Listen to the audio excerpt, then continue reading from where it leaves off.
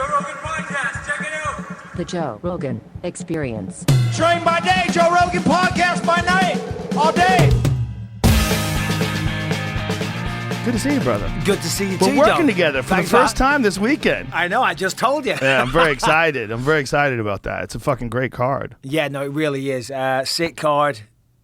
Dubious circumstances how I got the call. So my Very, very condolences to unfortunate. Daniel Cormier. Daniel's mom passed away, and Yeah. very, very, very unfortunate. You know, Very and this unfortunate.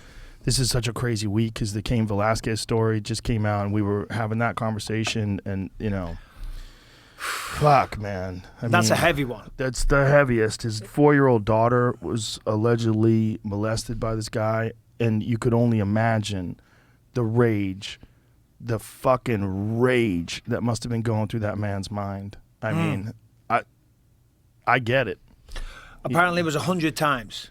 I don't know how they know that, but that's what's circulating. And as you say, one time, when you hear that this potential has been going on for God knows how long, yeah. And he's got a little daughter, man. She's 4. She's a tiny little, cute little, adorable girl, and It's just... And what does that do to her head to have that happen 100 times? How do you can't erase those memories? It's so sick. Yeah, I mean, it's beyond sick. It's beyond so, sick. That guy deserves everything what Cain did. Well, Cain actually got his father, didn't he? Yeah, Not the actual unfortunately. guy himself. Yeah, sadly. I mean, my only wish is that he did it with his hands. My only wish is that he just ran that car off the road, pulled that guy out of the fucking car, and beat him to death. Fuck you. And even that would have been too good for him. Yes. It would have been, you know. It would have been, yeah. I mean, that is a sickness. There's certain sicknesses that people have, that human beings have, sicknesses of the mind. But that one, the molesting, like a fucking baby. That's a 4-year-old's like a baby. Molesting children is the sickest of all of those sicknesses. And he's never going to get better. No, I just don't think they do, man. No. A reformed pedophile? Is there such a thing? I don't know. Believe so. They say the recidivism rate is way high. It's really high. What is Google that. What's the recidivism rate for child molesters? What does that mean, Joe? Oh, sorry.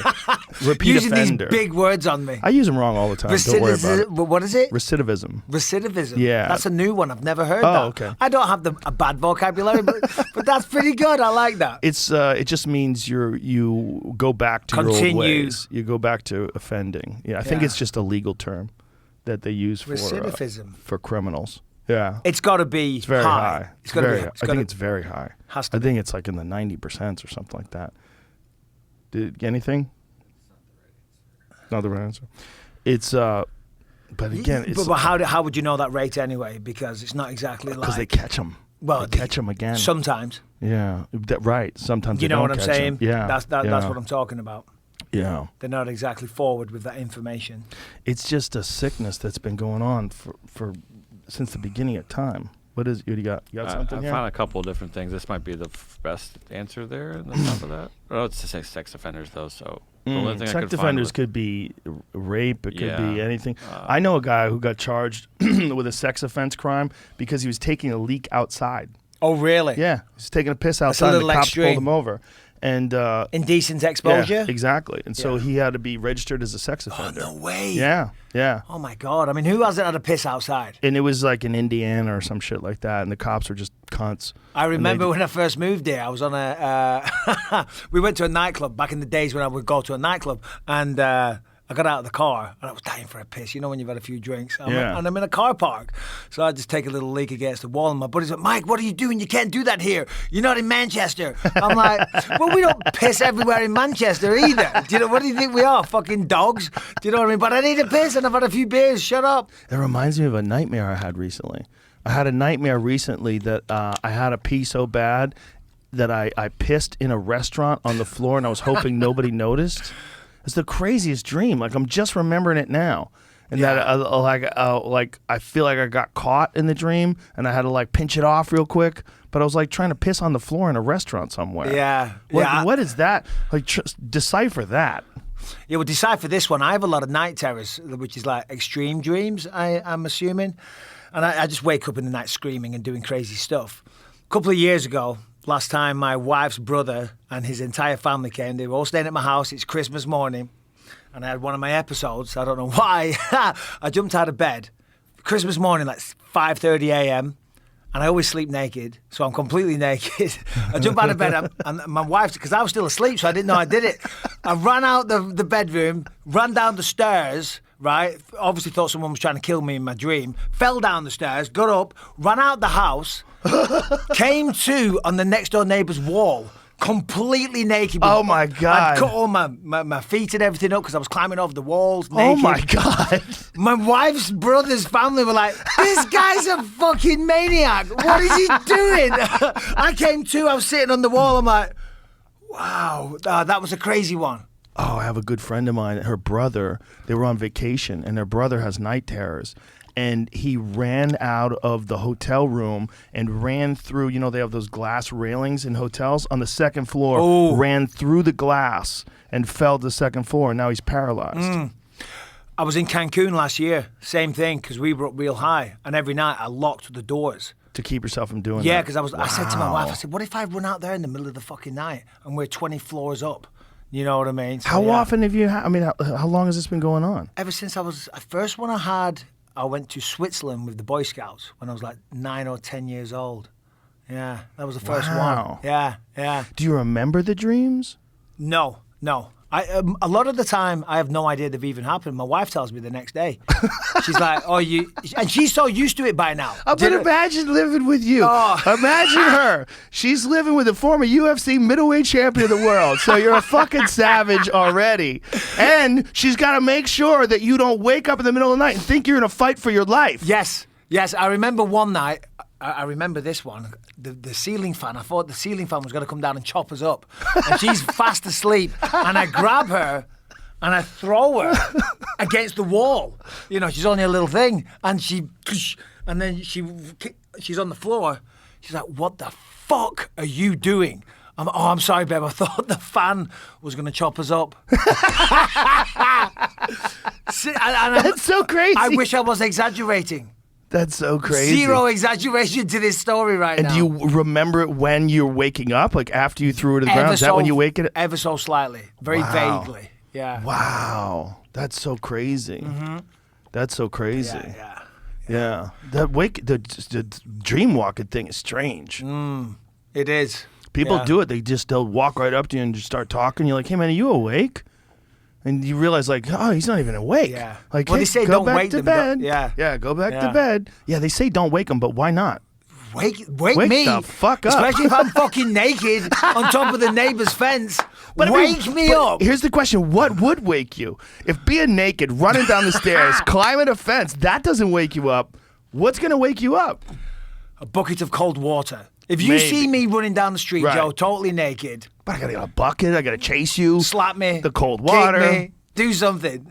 Speaking of which, I can't believe that you can run on these artificial knees now. That is amazing. Yeah. You do that thing where you showed me. You tap it. Do it so like with the microphone can hear it. Hold on, let's have a look. Listen to his knee. This is the artificial knee. There's both. That one doesn't do it as well. Wow. But yeah. I mean. So you had them replaced. Yeah. Fully. So what did they do? Did they cut the top of the knee off and put like a new thing and screw it in? Like they do it a few different ways, like resurfacing and sometimes they have to the joints like I have a friend his joint was disformed because he had gone without cartilage for so long, bone on bone, that the bone started like getting spurs and they had to cut his open. Yeah, essentially, so they cut the leg open, obviously, remove the entire knee, shave down the femur, shave down the tibia and the fibia, put in a whole new knee, attach the tendons, staple you up, and off you pop. Wow. And then the recovery's awful. Yeah. Awful. I mean, my legs swelled up to about this size. And then that was my left knee, which gave me problems ever since I trained with George St. Pierre in 2005. I tore my PCL. So it was just one thing after the other, wear and tear. But my right knee had never bothered me once. Never any issue whatsoever until I had the left knee replaced, and then as soon as that healed, started having pain in my right knee. Really? Yeah, and then they said, yeah, you need that one replaced as well. I'm like, I've never felt any pain. They went, well, that's crazy because that needs shot as well. So, yeah, had them both done. Best thing I ever did. You know, I mean, it's weird. It's weird. It's a weird sensation. Even now, if I go on my knees, it's not pain, but it's just a very strange. I mean, they're still numb. You know, what I mean? So there's no feeling there. So doing jiu-jitsu, you know. So you're training again? No, well, I was going to say doing jiu-jitsu is an issue. You know, so I don't do it very often. You know, because I imagine if someone gets you in a heel hook. Oh yeah. Would you feel it? Oh, for sure, yeah. You'd feel it in the tendons. I would say so. I think so. I don't know. Nobody's done that yet. Like, did they replace your ACL? Do you have an ACL at all? Or is it just the artificial knee? I don't know. That's a good question. I never asked. Asked. That's hilarious. Yeah, it's like, hey, I'm not concerned with it. Just do it. Yeah, Joey Diaz had one of his replaced. And he said he started doing jiu-jitsu too, but he said sometimes someone will move him funny and it'll pop out of socket. Oh, no. There's nothing like that goes on. But it pops back in place. Right. But, I mean, he might have, like, lax tendons or something. Yeah. I'm just guessing. Yeah, so I said to the doctor, I said, is it fine to run? And he said, yeah, well, I screwed them in extra tight. So you're good to run. I'm like, wouldn't you screw them in extra tight anyway? I'm like, oh, this guy likes to run. We'll just give that a couple more fucking turns. I'm like, what are we fixing a door here? You screwed them in tight? What do you mean? So anyway. Yeah, I would imagine that would be something you do every fucking time. Get it as tight as possible. Yeah. My mom's trying to avoid one right now.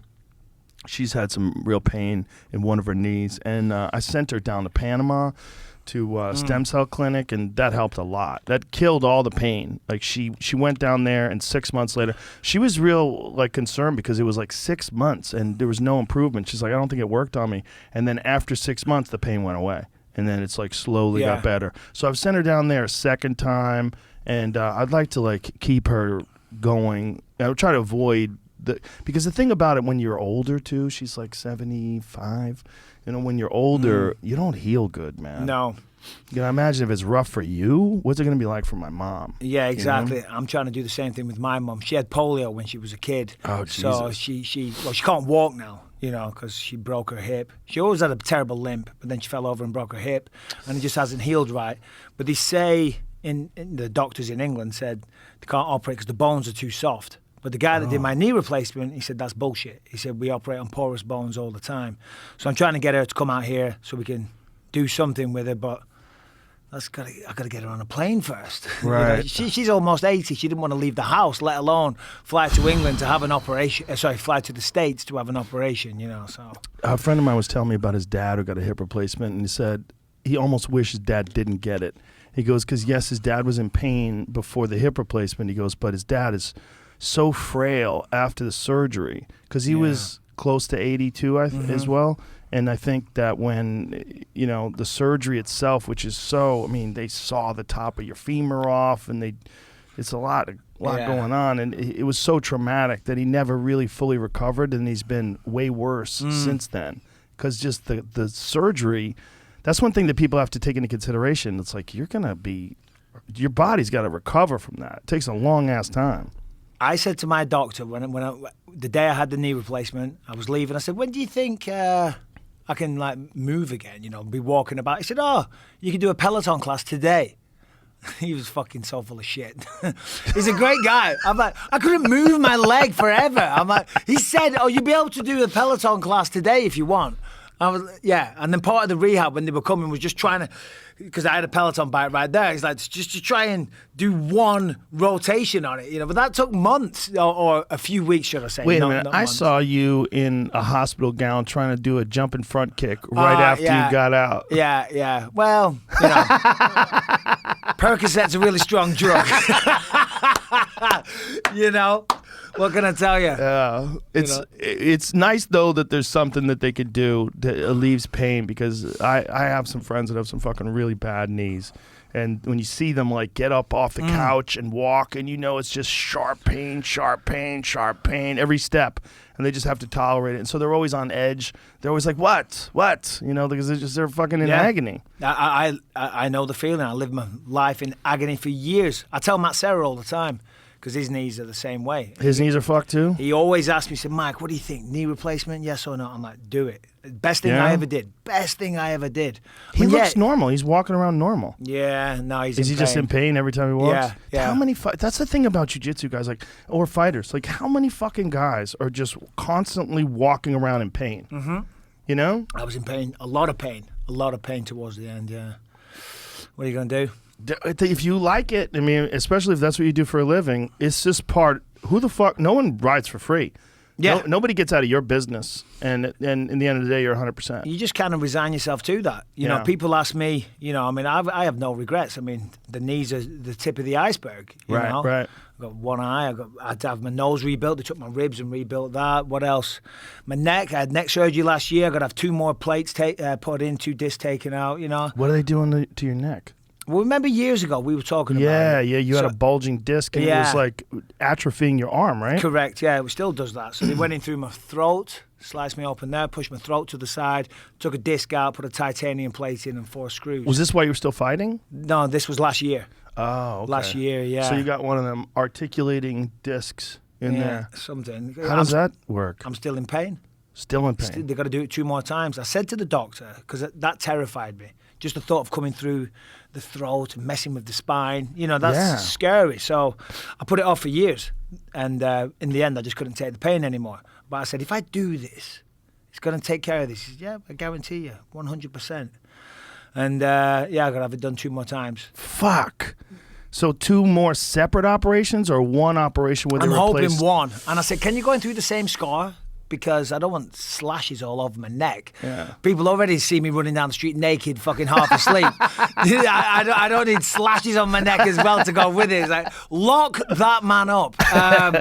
They said maybe. We'll see how the scar tissue is. Sometimes that can be an issue. The first guy that I knew that had that done was Braulio Estima. He had he had these fake discs put in his neck, and I've always had neck problems too. Like everybody does jiu-jitsu has neck problems, and I've always asked him. I'm like, "How you doing now?" He's like, "Man, I had to get another one." So he had another one done. So he's had 2 fake discs in his neck, and then he's also got some other pain from the other. The problem is like the other discs that are connected to the disc that was an issue. They start becoming a problem. Like the next one down becomes a problem. Eddie Bravo has one too. He's got a fake one. Oh, really? A fake one in his lower back. Yeah. Oh, well. So what are you going to do? What are you going to do? It is what it is. Yeah, I mean, for some people it works great. I mean, I do know one dude who did it and he never felt pain again. He had it fixed in his lower back. Right. And he's got no problems. Yeah. I had no pain for a while, but slowly but surely started creeping back. But you're not doing jiu-jitsu, right? No, I don't do much other than run and lift weights at the minute. I want to. I mean, I hit the bag a bit. I want to do jiu-jitsu. I actually had somebody ask me if I'd do they're putting on some kind of event at somewhere in Vegas. What's it called? Some old arena they used to do fights. I forget anyway. They're putting on a jiu-jitsu event. I said, Mike, would you? They want you to compete. Yeah, and I said, I'm kind of interested. It'd give me something to train for. Right. You know what I mean? Something to do. You know, rather than just running through the hills talking to myself naked. So I thought I kind of fancy this, but he never reached out. He took my email address, but. How much time do you think you'd have to train to prepare for a jiu-jitsu match? A while. I think I haven't rolled in quite some time. How Last long? time I rolled, I bent my finger 90 degrees to the side. I'm like, fuck this. This is why I haven't rolled for a while. Yeah. It's a rough business. It is. You know, we were saying just before, and my son, he's a wrestler. He loves it. That's his life. Yeah. And it's such a great sport. I mean, what they've done with my son, the wrestling coaches, it's amazing. Really molded him into a great young man. Yeah, it's been cool watching him on Instagram. It's Yeah. nice. It's nice watching, a son of a champion, get into combat sports himself. It's exciting. Yeah, well, I don't think he wants to fight. People ask that all the time. I don't think he wants to fight. I mean, I say I fought so he doesn't have to, Yeah. But if he wanted to, of course, I would support him. But, he's had a lot of knee problems as well. And then, sadly, they took his meniscus out, as I said. Yeah. Made it back for the end of the season, went to regionals. First takedown he shot, got the takedown, but blew his ACL out on his good knee. So he's very depressed right now. He's a young guy, and they can replace your meniscus when you're young. They do cadaver meniscus grafts, and apparently on young people it's pretty effective. But there's another thing that we've talked about on this podcast because I had the guy on. He's got Instagram page. I don't know if you've ever seen it. It's called Knee Over Toes Guy. Yep. I've been doing that for about 7 months now, and it's completely changed my knees. All the pain that I had in my knees is gone. Like my knees are so much stronger than they've ever been before. It's funny you mention that because that's exactly what Callum, my son, was talking about. Yeah. He'd been recommended it. And I said, I think I've heard Joe Rogan talking about that. And then a lot of people on Twitter, you need to follow knees over toes. It's I incredible. haven't done it yet. Mike, it's incredible. Really? It's incredible. Yeah, I recommend it to everybody. I mean, even with your fake knees, it's like it's going to strengthen all the muscles around the knees that stabilize the knee. Yeah. One of the things that he does, it's like the primary exercise is walking backwards with a sled.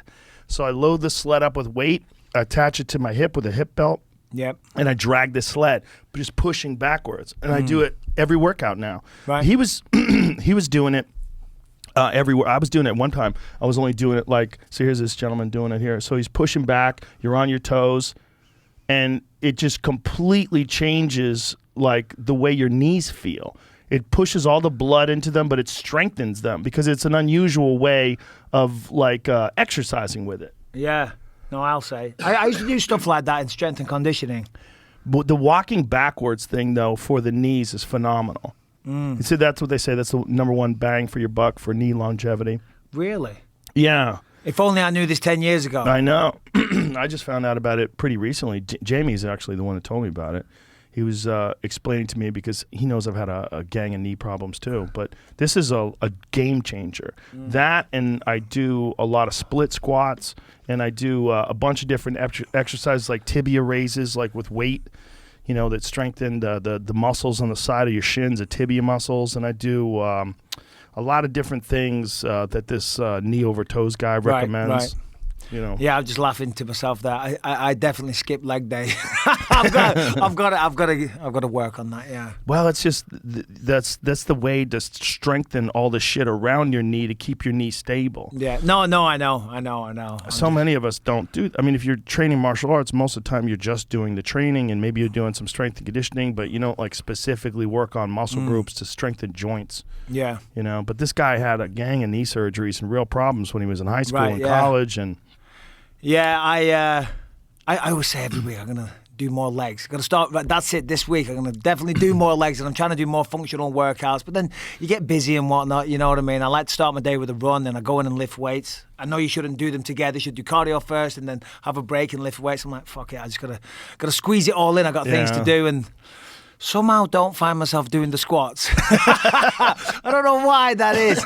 In fact, I do know why. It's because every time I do it, I fall onto the toilet as opposed to sitting onto it. Yeah. I'm like, and I know the drill. Well, at least you didn't get heavy. A lot of guys, when they retire, they get heavy. Yeah. Oh, that's a battle. The Prince Nassim Hamed look.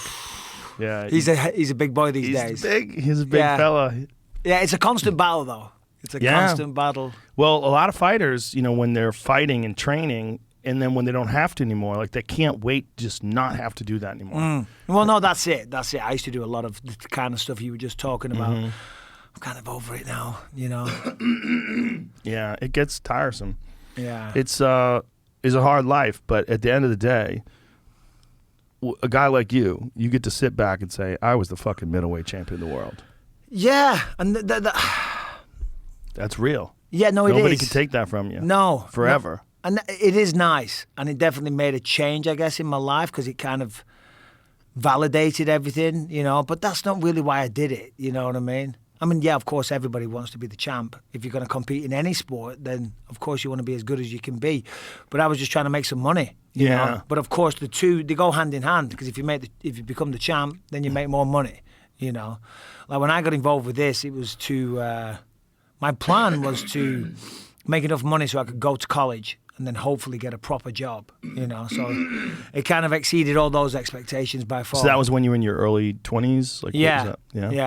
When I left school and then didn't, dead-end job after dead-end job. You come to find out there's not much call for unqualified 16-year-olds. Did you win Ultimate Fighter Season 3? 3. Wow. Yeah. Isn't that wild? Yeah. There's 30 seasons now. It's insane. Sometimes, I will be looking at a video, getting ready for a fight, watching a guy's going to compete, and they're like, oh, he won the Ultimate Fighter Season 27. I was like, what? And that's probably 5-6 years ago. I know. Yeah, no, it's wild. It's crazy. It's crazy how many seasons there've been and how much talent's come from there. And then on top of that, you got the Contender series. How much talent's coming out of that? No, I know. The fucking level now, man. It's There's insane. Some of these guys like that, like Hamzat. Look at that guy. Oh, yeah. I mean, what the fuck, man? Hey, and you want to hear what I hear. It's crazy. The training sessions? Yeah. That's what I hear too. He's over, because Darren Till's there right now Yeah. at All Stars in Sweden. And What'd Darren tell you?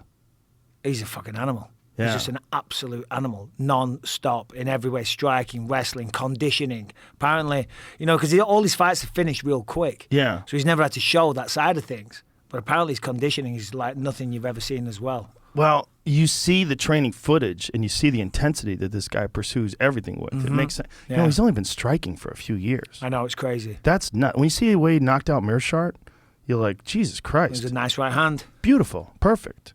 And there's another video of him when he was younger where he knocked the guy out with an uppercut. Did you ever see that video? No. Oh, my God. Yeah, It's like one of nice. the best uppercut KOs I've ever seen in my life.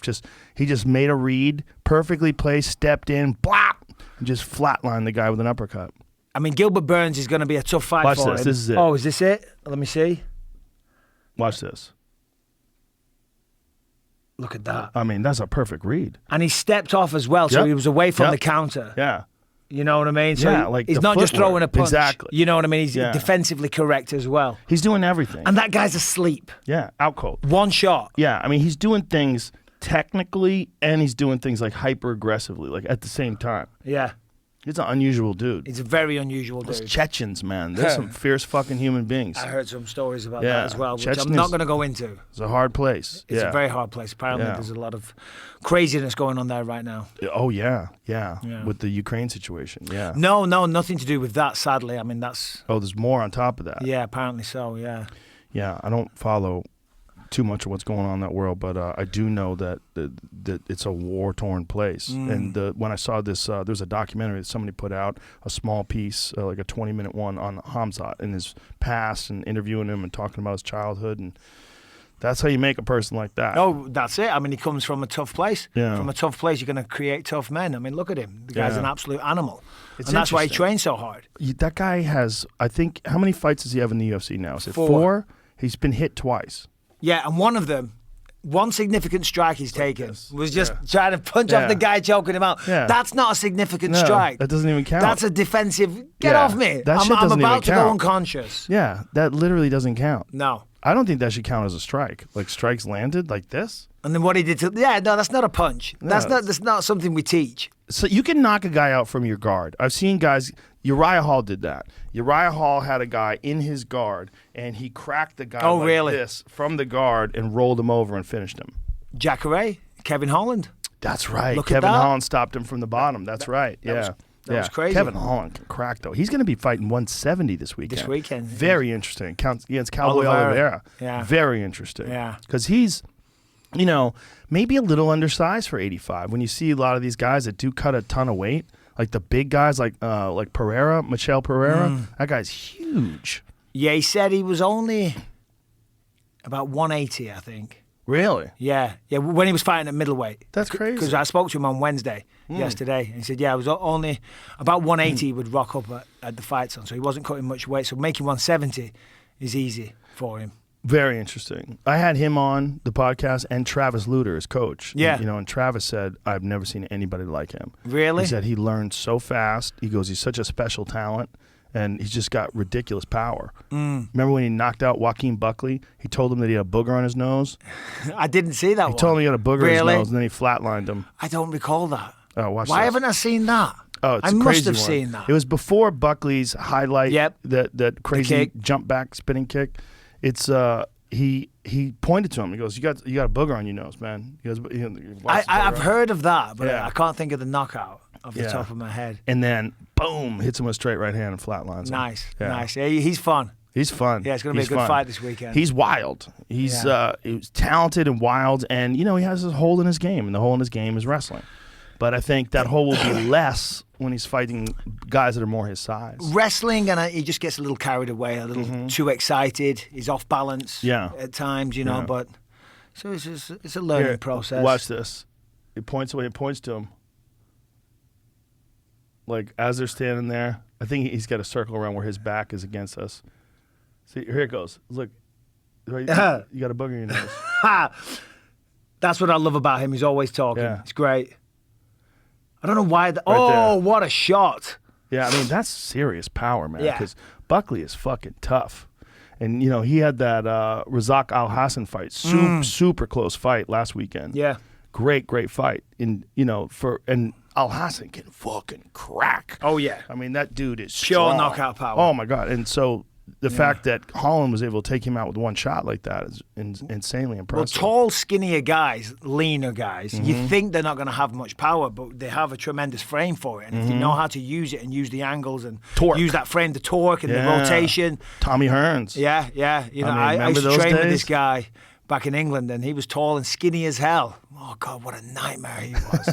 Fucking nightmare. So, yeah, skinny guys, be reach. careful. Dealing Yeah. with the reach of tall guys, you know? Yeah. That's why guys like Rockhold at 85 was like, he was always a nightmare because he was so big at 85 Yeah. and had such a long reach. Yeah, he was you know? huge. Yeah. Poor old Luke. Is he coming back? Like, I he's- keep hearing he's going to, and Paulo he's training. Costa. He's calling out Paulo Costa, which I Really? think would be a great fight for him because That's a big jump. Let's jump right back into the deep waters. you deep know? end. Yeah. Straight back in, which I have to respect. Yeah, you got to respect it. But But- that's what I expect from a guy like Luke. Yeah. Yeah, because, you know, a lot of people like to talk shit about him now or laugh at him or whatever. Well, you used to. I did, but that was a long time ago. That was 2016. That was 6 years ago, Well, Joe. you had to. You fought him once, he beat you, and then you knocked him out. Yeah. And you won the title from him. Yeah. So it's like you're even. Yeah, no, I exactly. guess. You're kind of a little ahead. I'm ahead. I'm ahead for You're sure. ahead. I know. You got him the last time. I got him the last time. I did. Yeah. But yeah, I mean, he got knocked out for me, Jan, and who was The Jan one was Yoel rough. Romero. Yeah. No shame in Yoel those. was rough. The Yoel one. And then that was Yoel rough. kisses him Yeah. afterwards. I know. I love you. Yeah. And gives him a kiss. And he's It's like, "Oh, excuse, can you Jesus not? Christ." I've just been Yeah. unconscious. I don't Yeah. know where I'm at right now. Can you Right. stop kissing me, Yeah. please? Yoel, when he first came to the UFC, I remember thinking, how the fuck is that guy 185 pounds? How is that Same even here. I was like, possible? holy shit, look at the size of this guy. Even when he would weigh in, I'd be like, there's something wrong with the scale. Yeah. Because Yeah. at the time, I weighed like 195. I'm like, how's that possible? Yeah. How am I 10 pounds heavier What than do you this weigh guy? right now, Joe? Same, like 195. Yeah. I'm like, that doesn't make any sense. Yeah, That's no, ridiculous. He's He's a freak. big. He's a freak. And then he came in here once with Joey Diaz, and he was in between fights, and he was probably 230. Right. Yeah. Fucking Doesn't surprise huge. me. Fucking Yeah. huge. Just gigantic. Because just there's no fat swole. on him when he's in No. fight shape. Yeah. Did I ever tell you He's a what beast. happened with him in Australia? No. He went to Australia, right? Has a fight. I forget who the fight was, but he had a cracked orbital. So they send him. The UFC sends him to the doctor. The doctor examines him and then talks to the UFC on the phone and says, "Where did you find this guy?" Oh, really? Yeah, and he goes, "He's amazing, right?" He goes, No, you don't understand." He goes, "I've been studying human beings. I've been working on people. I've been operating on people for 50 years." He goes, "I've never seen a human like him." He goes, Really? "The tendons in his eyes are 3 times thicker than a normal person's." Wow. He said his eye, the orbital bone, was already healing by the time he got to me. Wow. That's crazy. He's just a freak. Yeah, a freak of nature. A freak of nature, maybe, but you also got to wonder, he came out of that Cuban sports program. Like, who the fuck knows what kind of experiments they were doing? Like, think God. about that. No. Hey, Because listen. he's young enough that it was recent enough that they were experimenting with all sorts of different anabolic steroids and performance enhancing drugs and human growth hormone in children and all kinds of stuff that they were doing to try to enhance their athletes. Were they actually doing The that? Soviets did it for sure. Yeah. 100%. A lot of the Eastern Bloc countries did it, and Cuba has always been connected to the Soviet Union in one way, shape, or form. Yeah. Wow. Who Wow. knows? I mean, that's crazy. Yeah, it's an outlandish statement. So I don't want to sit here and say that because I wouldn't say it. No. But you know for what I a mean. definite, but They're who the like, fuck Bisping's knows? just hating on Romero again. He's taking away all his credibility by saying he was injected with human growth hormone as a baby. Look, it could be something way more simple, like he It's had an probably elite that. athlete father, an elite athlete mother, and that's, Trained his ass off trained his his ass entire off, life. and just that's how he is. I mean, there are people that are just blessed genetically. It could be that. But there's, you know the story of Alexander Karelin, right? I don't know. Alexander Karelin, who is like probably one of the greatest wrestlers, if not the greatest wrestler of all time. Enormous. You know who he is? No, I have no idea. No. You want to see a bad motherfucker? Please. This guy was so terrifying. He only lost once to Rulon Gardner, and Okay. the way he lost, it was Greco-Roman. It was a different time. They had changed the rules, and because he had separated his hands, separated his grip, it counted as 1 point. Right. And that's the way Rulon beat him. He beat him by 1 point. Okay, so a But- technicality. Yeah, and he was at the end of his career. He'd been wrestling forever, but he would pick guys up. That's him. That's Karelin. Wow. He was like 300 pounds, and I think he was somewhere around 6'4", 6'5", built like a fucking giant panther, and would hoist guys up in the air like that. That was his move. Like, guys would flatten themselves out to try to avoid being taken down, like flatten down on their stomach. Yeah, and I've his seen move it. would get his hands under their gut and hoist these 350-pound men in the air. People do that. It's crazy. Watch him do it, because when he would do it, see if he gets a video Yeah. of Karelin. But he's widely regarded as one of the most impressive wrestlers of all time. See if you have highlights. Okay. So watch he would do this. And this is when he was 21 years old. At the I mean, how do you pick a 1989 World person Game. up like Look at that? this. Look at the size of this motherfucker. And everybody was afraid because you would go for a ride like that. Boom. And he would just slam you to the ground. I mean, that's not wrestling at that point. That's just, come here. He's just fucking Get you over up. here. I mean, it's a crazy like Look. loophole in the rules. Like, he's able to get his hands underneath you and just keep dumping you. I mean, he's basically beating you up with the ground. Yeah, no, sure. Smashing you into Yeah. the ground. And by everybody your was head. terrified of him. I'm not surprised. Look at the build on that motherfucker. Just enormous, super fluid athlete. The way he moved, like flexible and Yeah. and just a full range of motion, not stiff at all, like a giant panther. Did you see the on the opposite end of the spectrum? That wrestler last week, he's got no legs or one leg. Yes. And he won a state championship. Crazy. Won a state.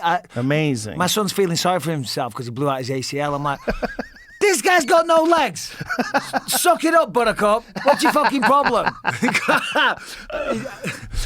How do you wrestle that guy, though? It's a good question. It's a good question. How do you take him down? He's Well, also- already down. Exactly. And then when you think I'm not about making jokes weight, at his expense. No, you not know. at his expense. But look, it's always amazing when someone finds a way, right? When someone who has a handicap like that finds a way. It's incredible. to utilize what they have and Yep. then excels and exceeds. It's amazing. Succeeds. It really is. Yeah. I mean, There he talk is. about an inspiration.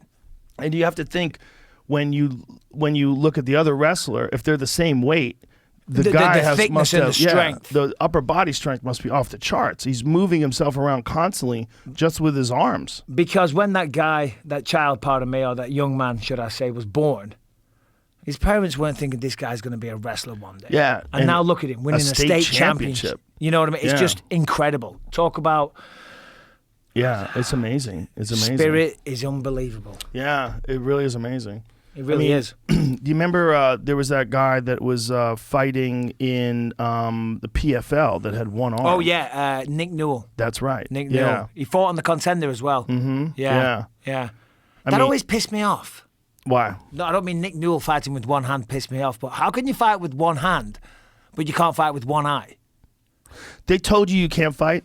No, you can't. You can't fight with one eye. But yeah, how? Like, I always wanted to ask you this: when was your vision first compromised? Was it after the? It was after the Vitor fight, right? It was the Vitor fight that did it, and I slowly started getting symptoms. I was doing this a lot in restaurants. You know, restaurants are dark, some of them. I was doing this, you know, and my friends would be like, "Oh, he's doing that thing again with his hands." I'm like, "Can you see your hand there if you do that?" And So, this- but the people who are just listening, you have your hand next to your face, Yeah, and you're but like, I'd be like- moving your fingers Yeah, around, and you trying couldn't to- see it? Yeah, exactly. And then by the end, it was like right in front of me there, and I couldn't see. And it was at that point I called the doctor. But I fought Alan Belcher after the Vitor Belfort fight. And then, as I say, as this was getting worse and worse and worse, I called the doctor, and they said, "Yeah, you got a detached retina." They fixed that. It redetached. I got glaucoma. It was just bad luck. One thing after the other. Anything that could go wrong with an eye went wrong.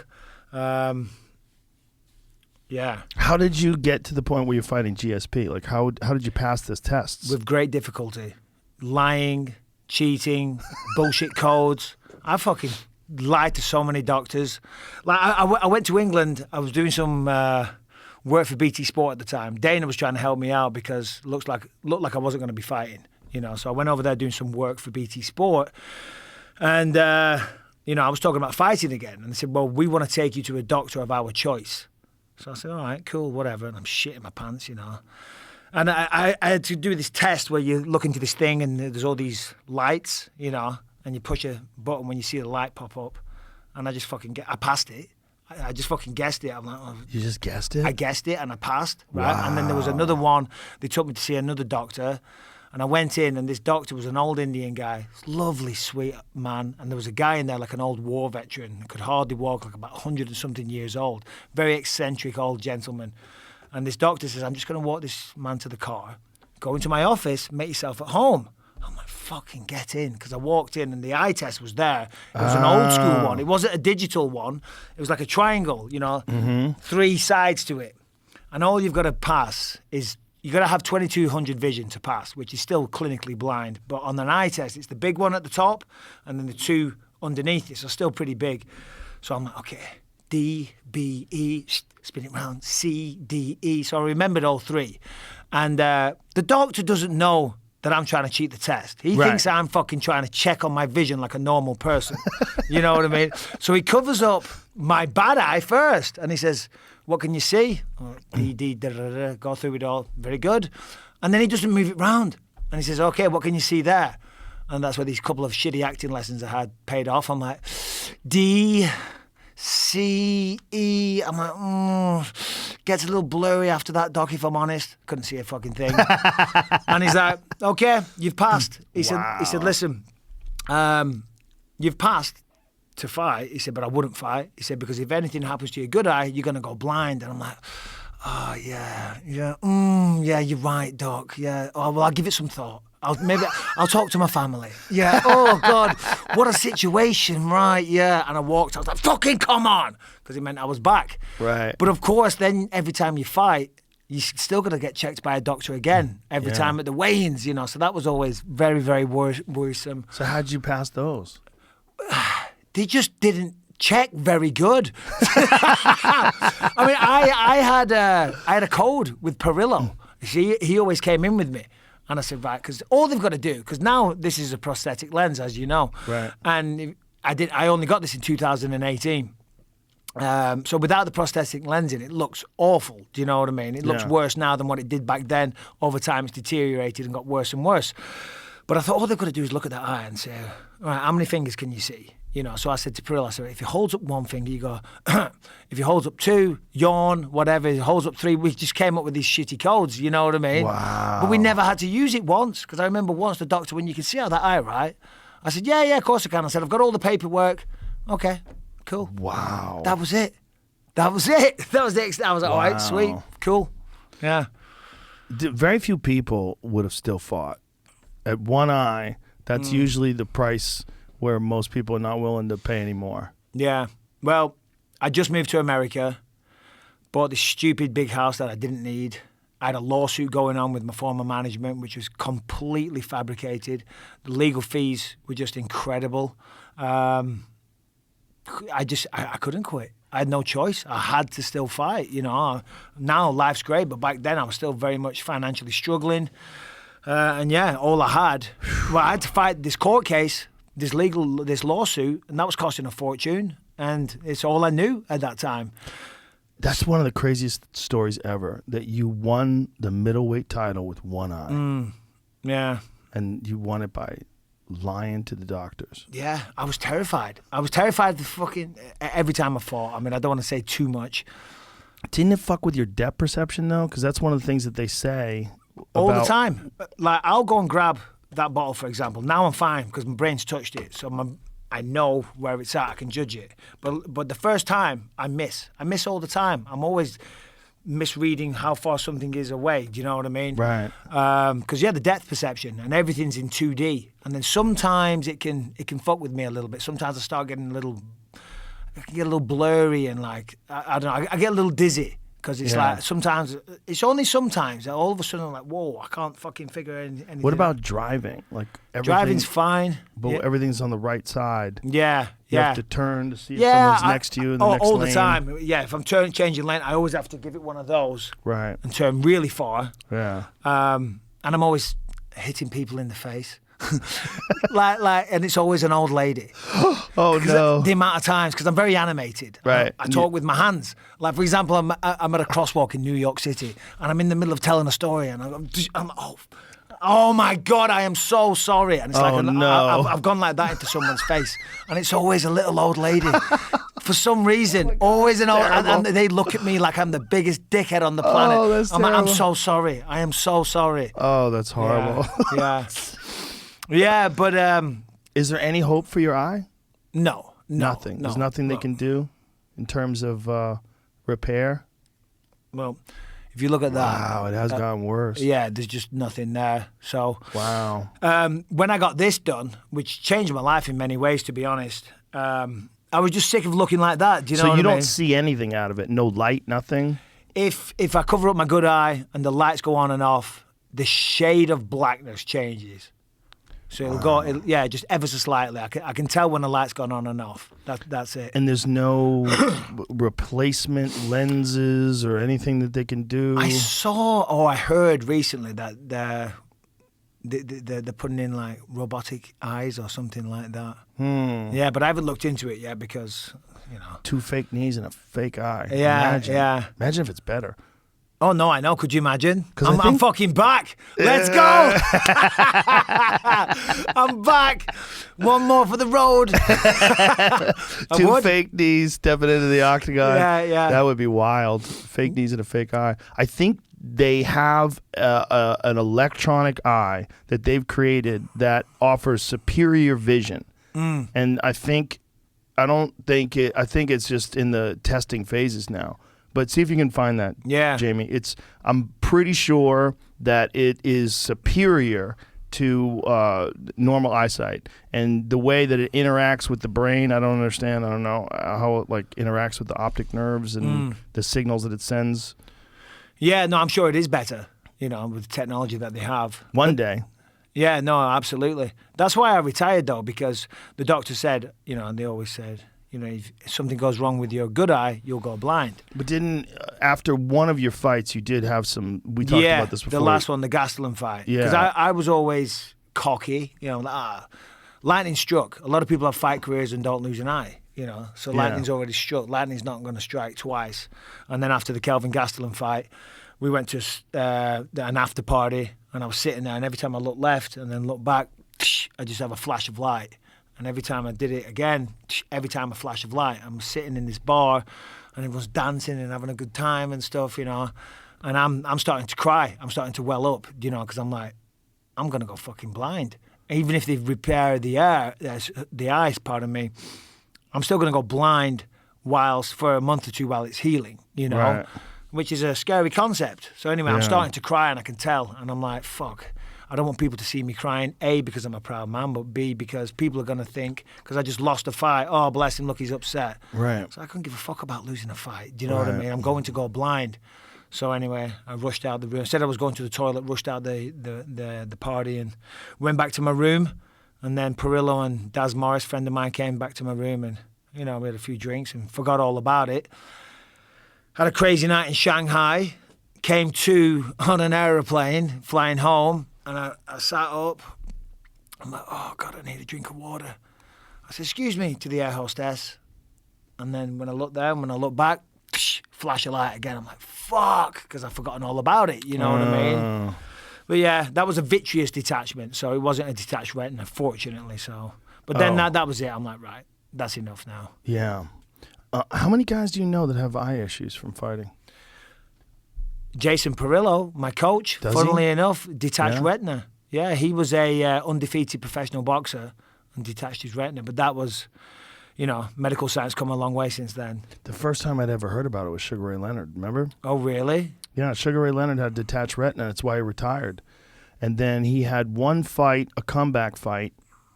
He was going to fight Marvin Hagler, and he had a comeback fight and got dropped in the comeback fight. I forget the gentleman he Right. fought, but he got hit with a good shot and dropped and got up and stopped the guy. And then he said after that he had like this press conference. He said, "I'm done." Right. I believe he said it in the ring. I think he got in the ring. He had like a big event and then announced that he was retiring. He's never going to fight again. And then he decided a couple years later, I believe it was, he was going to come back and just fight Hagler. Oh, really? He came back, fought Hagler, won that fight, and then had a bunch of other fights. Yeah, you can do it. You know, I mean, it's Yeah. just hard. Yeah. It changes everything. Because when I used to spar, a lot of the time you're hitting fresh air until you actually touch them, like I said before with that water bottle. You know, when you actually, Yeah. my brain's like, okay, now I've got to gauge on how far it is, and then I'd be fine. And then fortunately for me, it was my lead eye. I stand orthodox. Yeah. Whereas if it was this way, that'd be my dominant eye because this can still see Right, that- almost 180 degrees. Yeah, now. that'd be a real problem if You know what I stand mean? orthodox with a left eye bad. Yeah. But it's yeah. still crazy that you were so successful with one eye. I mean, how many fights did you have with one eye? About 10, I think. Mike, that's so nuts. Yeah. That's so Yeah. nuts. 10 fights with one eye. That is so fucking Yeah. crazy. Yeah. And, I guess. and you won the title. And I won the belt. See, that was the thing. When I lost to Rockhold that first time, I was blind in the ring because what happened was on my final day flying to Australia in the training camp, I was about to Kimura somebody and he fucking kneed me in the face on the floor to get out of the submission. One of my training partners opened up a big gash in my eye. And when I got to Australia, I had stitches above my good eye, obviously blind in the other eye. And I remember, day of the fight, we're walking into the arena in Australia. And as I was walking in, someone from the UFC comes running over. Michael, the doctor needs to see you immediately. I'm like, what's going on? Something to do with your eye. And I'm like, oh, God. Because the stress of fighting with one eye and cheating on all these tests was just unbelievable. I'm like, I'm going to get fucking rumbled at any time. Do you know what I mean? And like, something to do with your eye. I'm like, oh, God, here we go. That's it. I've done my training camp, flown to Australia. I'm going to get yanked from the fight. And I walk in to see the doctor. I'm like, what's wrong? He says, yeah, you've got stitches in your eye, mate. You can't fucking fight with stitches in your eye. And he just wanted to take the stitches out, the good eye. I was like, phew. There we go. Dodged another bullet. But So then they it just took the stitches out and it's took- good to go. took the stitches out. And then in the fight with Rockhold, when we started after the first minute or so, he headbutted me. Accidental, who knows? I like to think it wasn't. But he headbutted me and he started pissing blood into my eye. Oh, no. Yeah. And Into your good eye. Into my good eye. So it was like if you take a can of paint, put it onto a windshield and put the windscreen wipers on, it's going to just be, Right. it's going to smudge, you know. So everything was red and I wiped my eye and I could kind of see again, then blood would come in and it'd all go red, so I'd wipe my eye. And then at some point when I was doing that, I guess I got kicked in the head. I had no fucking idea. Well, he used a question mark kick, too. That was earlier in the fight. Oh, was it? It was a beautiful kick he hit me with, but I didn't Yeah. see it coming. And then he choked me out unconscious. No excuse. Well, guillotine, no excuse for that one. But that's why that was so hard to take, because I couldn't say anything. Do you know what I mean? Because otherwise I'd be rumbled. Of course. You know, I Yeah. had to just swallow that one, so that one hurt. Oh. So that's why I always wanted to fight him again, because I knew I could do better. Do you know what I Yes, mean? obviously, of but course. That's my excuse, but it's true. Well, it's true. I mean, and then the Vitor thing is a strange situation because what Vitor did was technically legal, but everybody knows it's cheating. Right? Like Vitor was on TRT, Yeah. but he was on Probably a lot. superhuman doses. Well, we know he got tested. Remember, he was one of the reasons why TRT was removed because they tested Vitor, and I forget which event it was, and he was off the charts. Yeah. And his excuse was that he had showed up.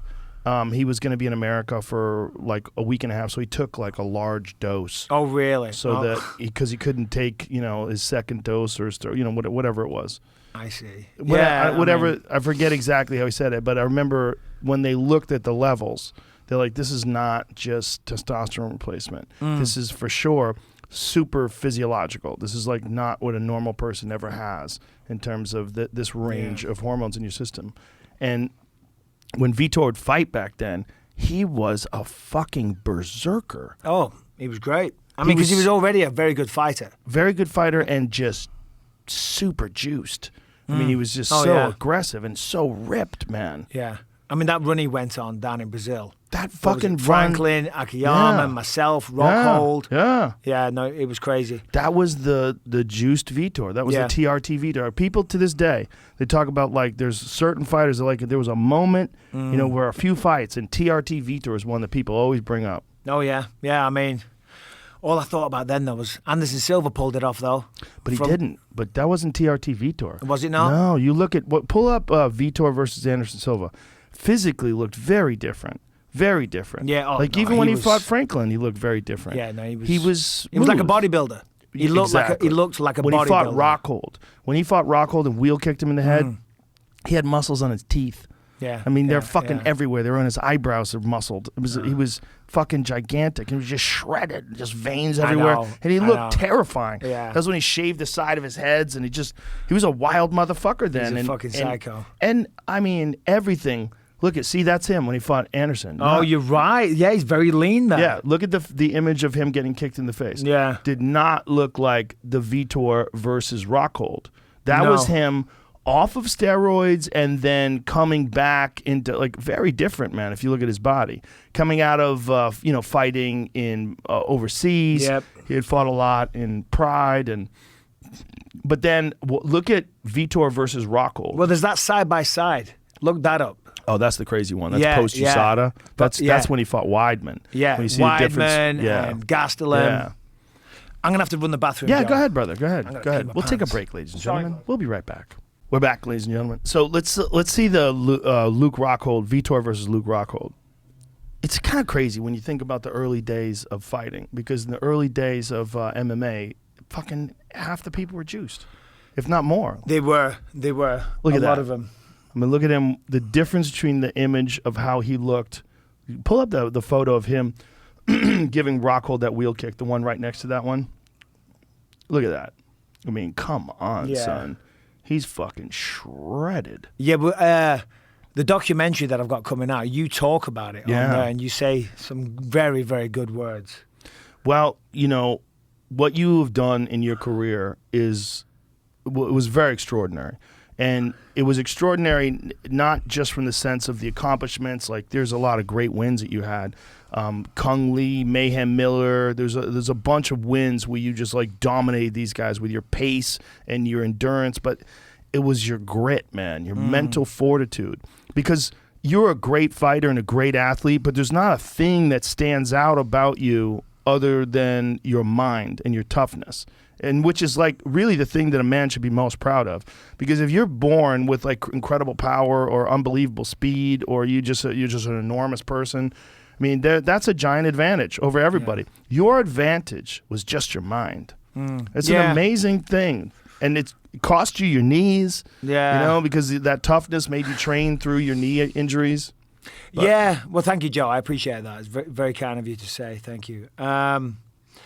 Never felt like it to me, though. Never felt like I was making some sacrifice or doing, or like I was, showing a lot of mental strength or willpower or whatever. For me, I'm just trying to win a fight. Just trying to provide for my family and do everything I can to give them the best life. Which but there's sounds guys that have no quit. You don't have any quit. Yeah. You got no quit. The Anderson Silva fight is a great example of that. When you got hit with that flying knee, you were trying to point to your mouthpiece. You again lost because your of the mouthpiece. fucking eye. Yeah. Because of the eye. Because I'm looking at you here. If I go there, you don't exist to me. Right. So my mouthpiece came out. Yeah. And then fucking Herb Dean, I'm backing up. You're trying to say, Herb, give me my fucking mouthpiece. So I turn, I go, my mouthpiece, Herb.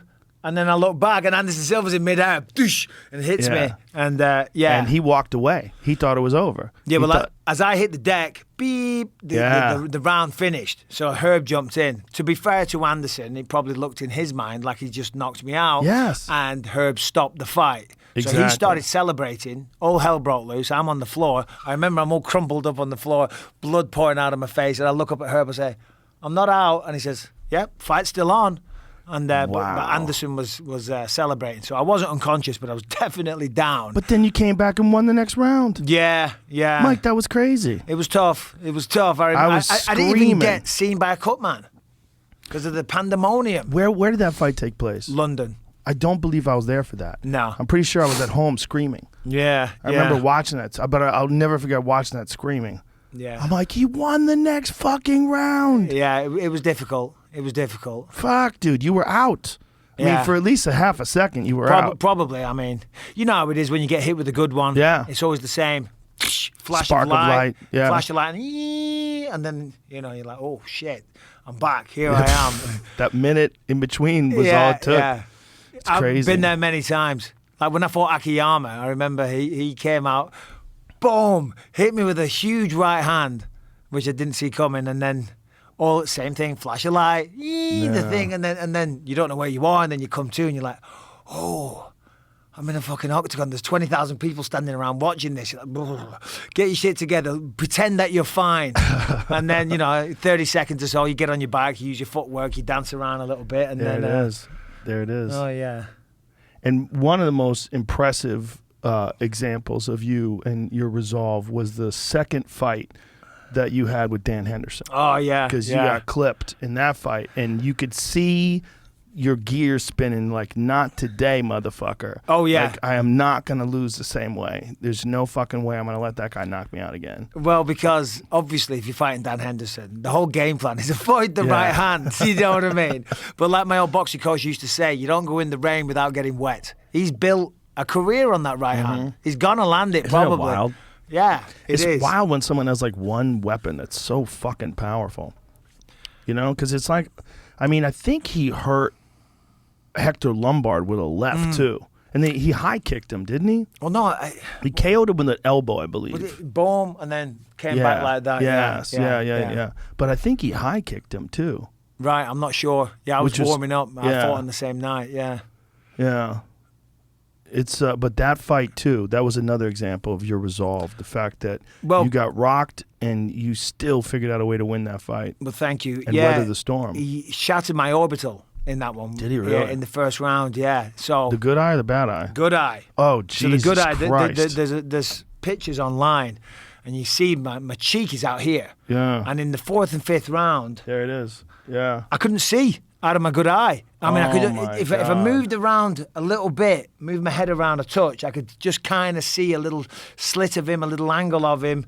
So yeah, that last couple of rounds was bad.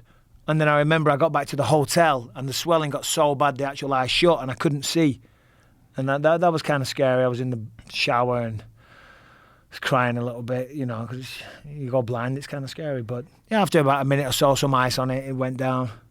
Power is such a crazy thing. Like you can't figure out who has it and who does it and why they have it and why they don't. Yeah, it is crazy like that. I mean, yes, you can train it. You can work technique. You can get Jamal better. Hill.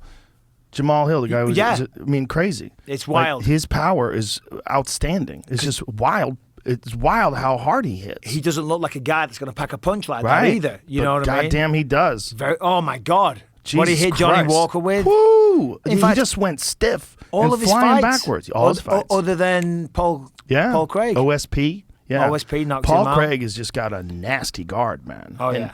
But here's the thing about Hill. What a great attitude he has. There's a video of him partying with Paul Craig after that fight. They're dancing, having a good time together. I had Jamal Hill on my podcast last week, and he's got some funny stories. He's a funny guy, man. He was funny, like, talking about, like, when people were, like, dismissing, like, Chael was dismissing the shot he hit Walker with, saying it wasn't that big of a shot. He's like, come on. It looked like a big shot.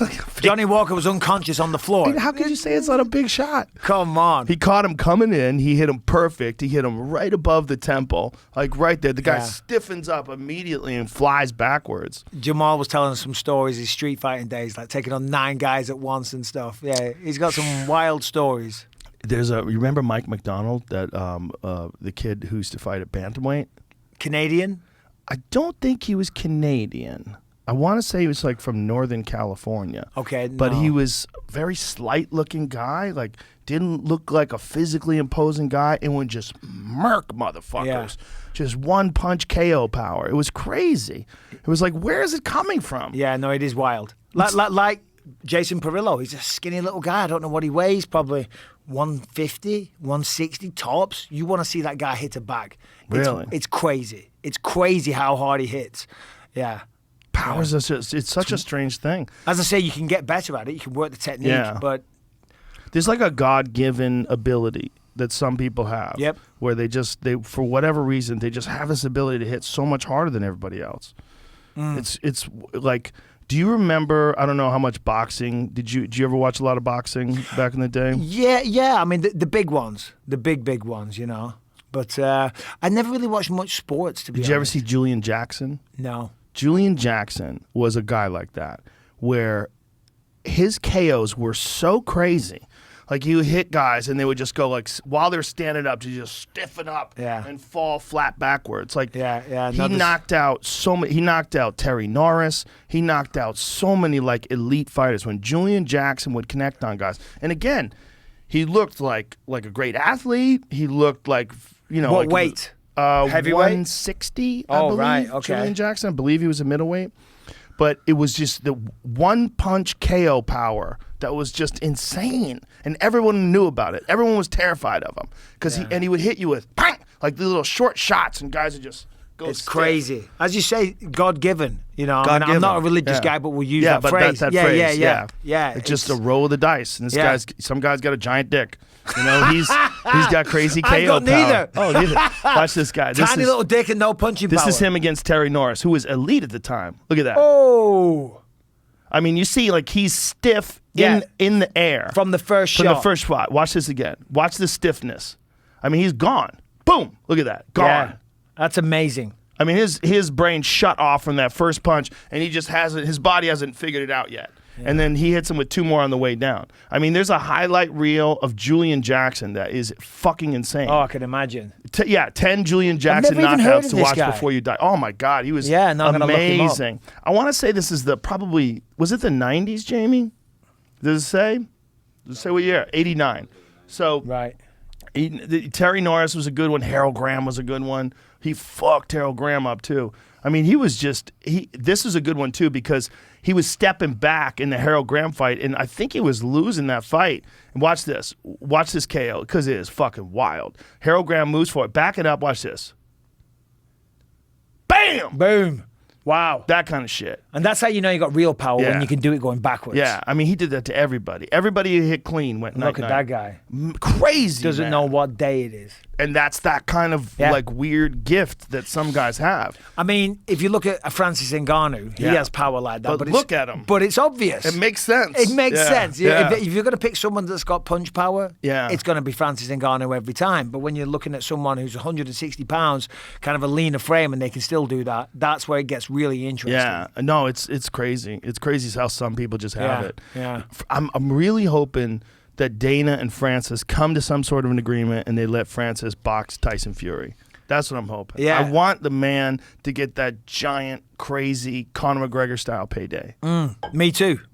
And for the payday, it'd be great. I mean, I wouldn't fancy him in the fight. With respect to Francis Ngannou, that's not someone I want to piss off. But listen, I would not want to piss him off either. I want him to get the opportunity to get a lot of money. 100%. But if you looked at who he's boxing, I mean, Tyson Fury is one of the most skillful boxers ever. He's unbelievable. Who just happens to be 6'9". 6'9", 84-inch reach, I think. And crazy light on his feet. Have you seen how fast he is? Yes. My God. And balls of steel as well. You know what I mean? What he did against Deontay Wilder when he got dropped in that first one. Yeah. And he got up, and I thought he's going to dance around. He's going to stay away. He won the round. And he went forward. He pressed the action. He got dropped, almost knocked unconscious, got up and won the rest of the round, which is crazy. Well, that's why in the rematch, he knew what to do. He knew what to do because he said, I walked him down after that because I had no choice. He said, if I backed up, he might have got me again. So I had to say, fuck this and go forward. And then he realized that guy doesn't fight that good backing up. Correct. And then he put it on him. But even in the third fight, rather. So he beats him, knocks him out in the second fight. And then he had all kinds of crazy excuses. His costume was too heavy. He got poisoned. He fired his train. I hate it too. I hate it. Yeah. But then he fights him in the third fight, rather. And in the third fight, he gets dropped again. And gets dropped hard. And dropped twice in a round. Tyson, you mean? No. Yeah, Tyson did. Yeah. And then eventually, puts him out. Yeah. Where there's no ifs, ands, or buts about it. When Fury put him out at the end of the fight, there can be no doubt. Yeah, I mean, I hate it when fighters do that, when they come out and they got all these excuses. I mean, that was bad from Deontay Wilder. It was. Talking about the costume and his legs were weak. And Tyson Fury said when he knocked him out that his elbow was so fucked up before that fight that he couldn't even hit pads. Tyson's elbow? Yeah. If he missed the pads, it would be in excruciating pain. Yeah. So because me and Tyson, we had not a bit of beef, but we went back and forth on social media a long time ago because we're from a similar part of the world, you know. And after that Deontay Wilder fight, I had no choice but to send him a DM saying, wow, you have my respect. Yeah. You know, because he's some of the gypsy community. There's a lot of gypsies where I'm from, and apparently on Twitter, but I lived in America at the time, Tyson was saying, I got knocked out by Gypsy John outside a nightclub in Blackburn. He's like, oh, you don't talk about that one, Mike. Talk about you getting knocked out outside a nightclub. I'm like, what are you talking about? I live in America. But, yeah, even So still. it's just a made-up story? Yeah, just a made-up story, yeah. Yeah, but even after that fight, I had to message him and say, wow, incredible. It was incredible. He's so unusual because of the length and the height, but also the movement for such a big guy. And he's another guy. Like, you look at him, he doesn't look like an elite athlete. No. He's got all that back fat. It's always like big love handles. He's not what you call an athletic specimen. No. No. But that's part of what's scary about him. Like, he takes his shirt off. He doesn't give a fuck. Doesn't give a... There's Doesn't that give a picture, fuck. isn't there? It shows somebody really in shape, and then there's one of Tyson Fury. Yeah. The elite heavyweight athlete or something. It's Tyson Fury. Right. His belly's gigantic. He's got a pizza in his hand, a beer. It's brilliant. Love it. Well, he talks about how, like, he would go out at night and drink fucking pints and pints of beer, and then in the morning, fuck everybody up. Yeah, You know, exactly. which is crazy. Exactly. It's crazy. Guy He's can that fight. He's that good. Yeah. It's skill too. It's like he learned the skill of how to put knuckles on someone's face, and it's like it's. But the skill is evident. I mean, yes. the feints that he uses. I mean, against Klitschko, I don't know if you saw Yeah, that one. I I mean, it remember. was just Yeah, feints yeah. constantly. And you don't Yeah. know how hard that is to do that. Cardiovascular, the Yeah. strain that puts on those. Because they're short, they're only microsecond movements, you know what I Yeah. mean? But they're explosive little movements because you got to sell the feint. And to do that for 12 rounds, you know, Yeah. with a body that size, and then, of course, with the output on top of that, it's not an easy thing to do. And then sing afterwards. Oh, yeah. No, he's quite the showman. He's such a character. He is. He's such a. I love that guy. I fucking love him, and I know that Usyk is supposed to fight Joshua. I mean, Yeah. who knows what's going to happen now? Because Usyk is literally fighting the Russians in Ukraine. Oh, I know. I mean, him, Hey, Lomachenko, Vladimir, yeah, and Vitaly Vladimir, Klitschko. Vitaly, all of them. Yeah. God bless those God guys. bless That's them. amazing. It's crazy. It's those- incredible. Those are real warriors. Fuck yeah. I mean, they That puts- didn't hesitate.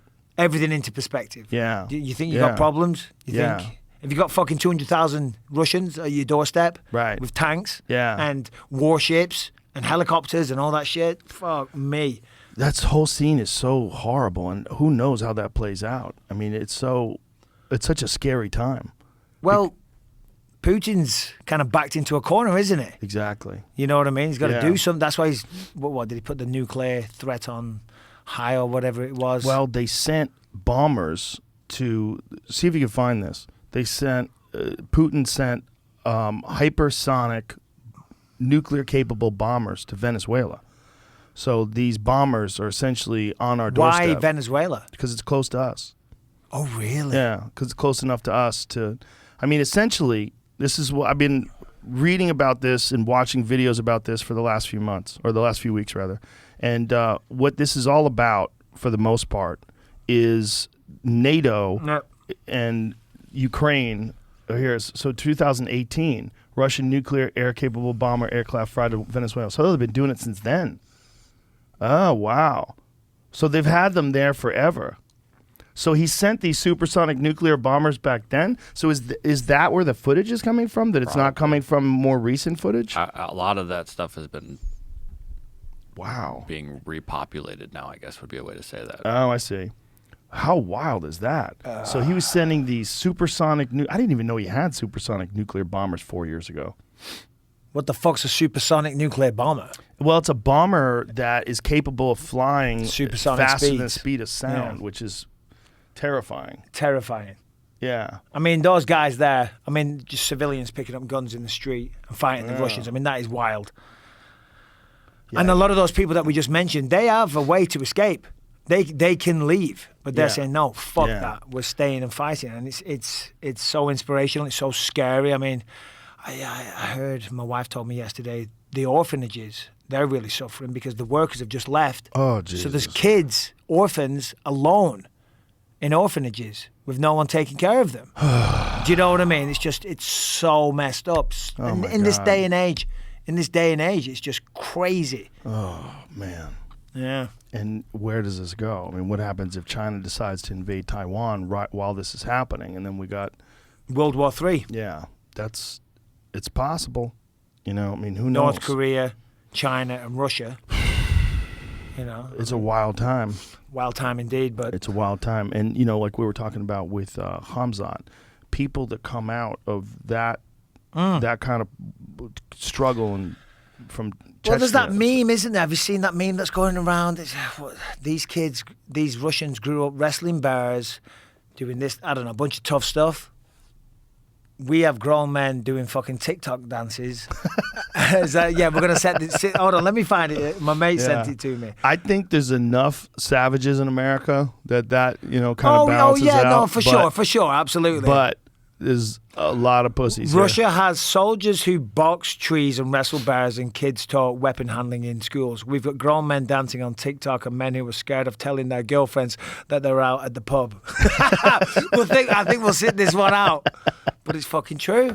It's true. It's true, but I think if what the terrifying thing is, if it all comes down to nuclear war, the toughness does not. It doesn't matter. Doesn't mean anything. It doesn't matter. But that's what's scary is like if someone's willing to shoot missiles into apartment buildings and do the shit that Putin's already done in Ukraine, where's the line? Like, where is he willing to draw the line? Well, that's it. Yeah. You know, because he's posturing. Well, not posturing, but with all the nuclear stuff, I think he's posturing because the Ukrainians, from what I hear, are doing a pretty good job. You Yeah. know, fighting them off. Yeah. I mean, there's a lot of people dying, of course, on both sides, I believe. But I'm sure. if he can't go in and take out Ukraine, it's not going to look good on the world stage, is it? No. So therefore, it backs him into a corner. I was also reading or watching a video rather where this guy who lives in Ukraine was talking about how there's a secondary problem that happened from the government handing out all these military weapons to everybody. Is that a lot of criminals got these weapons. So now robberies are going up and all sorts of other crimes are going up. Like they haven't got enough Right, problems at the exactly. moment without that as well. Yeah. Oh, No, God. it's horrific, man. The whole thing is chaos. It puts things into perspective. No, it really does. Yeah. As I said before, you think you got real issues, real Yeah. problems. It all pales in significance. Everybody kind of forgot about COVID. Yeah. I Yeah. mean, No, you're right. Even the State of the Union address, the president, no one there was really? wearing a mask. No one wore a mask. They stopped wearing masks. a few weeks ago in England, everything's done. Yeah. Like, literally no restrictions whatsoever. Yeah. No. Whatsoever. Yeah. So that's good. So your film, there's a documentary about you that Adam Scorgie did. Love that guy. When does it come out? March 15th. March 15th. March 15th. Is it going to be available everywhere? Like, Yeah, so it's Universal Studios releasing it. So it's that's great. Yeah. Video on demand initially. I don't know. Okay. Video on demand, VOD. Yeah, I think like that is. You know, like Apple, Yeah, well, iTunes, exactly, and then stuff it'll like be that, Amazon. Netflix or something after that. I'm Nice. sure Netflix or Hulu. But yeah, it's good. It's interesting. Thank you, Joe, because you said some great things on there. My pleasure. Well, I did it years ago, Mike. Yeah, I don't remember how long we ago filmed it was. this in 2018. It took forever. I don't know why it took so long. But yeah, no, I'm happy with it. And it's not just all about, well, I guess it is to a certain degree, how great I am, you know what I What's your mean? fucking name? Of I course know. it's about- It was called Built for This. That's what it was called. And then some of the producers got together and they were like, no, we don't like this. We don't like it. We think Bisping, and then Universal liked that. I was like, all right, whatever. Did they film it when after you retired? Yes. Yeah. Like right after, that's when they started? 2018. Yeah. So, yeah, it was good. It was good. A lot of people, lent their time. I mean, some of the words from Michael White, he's on there. He says some great stuff. I love that guy. Oh, he's amazing. Very insightful, though. He talks about the challenges of going through life as an alpha male. You know what I mean? And what's kind of expected from people like that and stuff. So, yeah, no, there's some... It's surprising, I think, for some people. It's the emotional What is it journey. like having someone examine your life like that and have all these people talking about you like that? It's and- weird. It's weird. I'm weird sitting here talking about it. Yeah. Ooh, my documentary. Do you know what I Yeah. mean? But yeah, I mean, it's nice that it's celebrated in such a way. I mean, the producers and everyone involved did a tremendous job, and I'm very happy with it. But yeah, it feels weird. It feels weird. Yeah, it's got to. I don't I mean, people say I'm an arrogant bastard, but I don't like to sit here and talk about myself all the time. You're not arrogant. Plenty of other people Listen, to talk about. Do you know what I mean? The way you can tell if a man is arrogant is like, how does he behave once he's retired?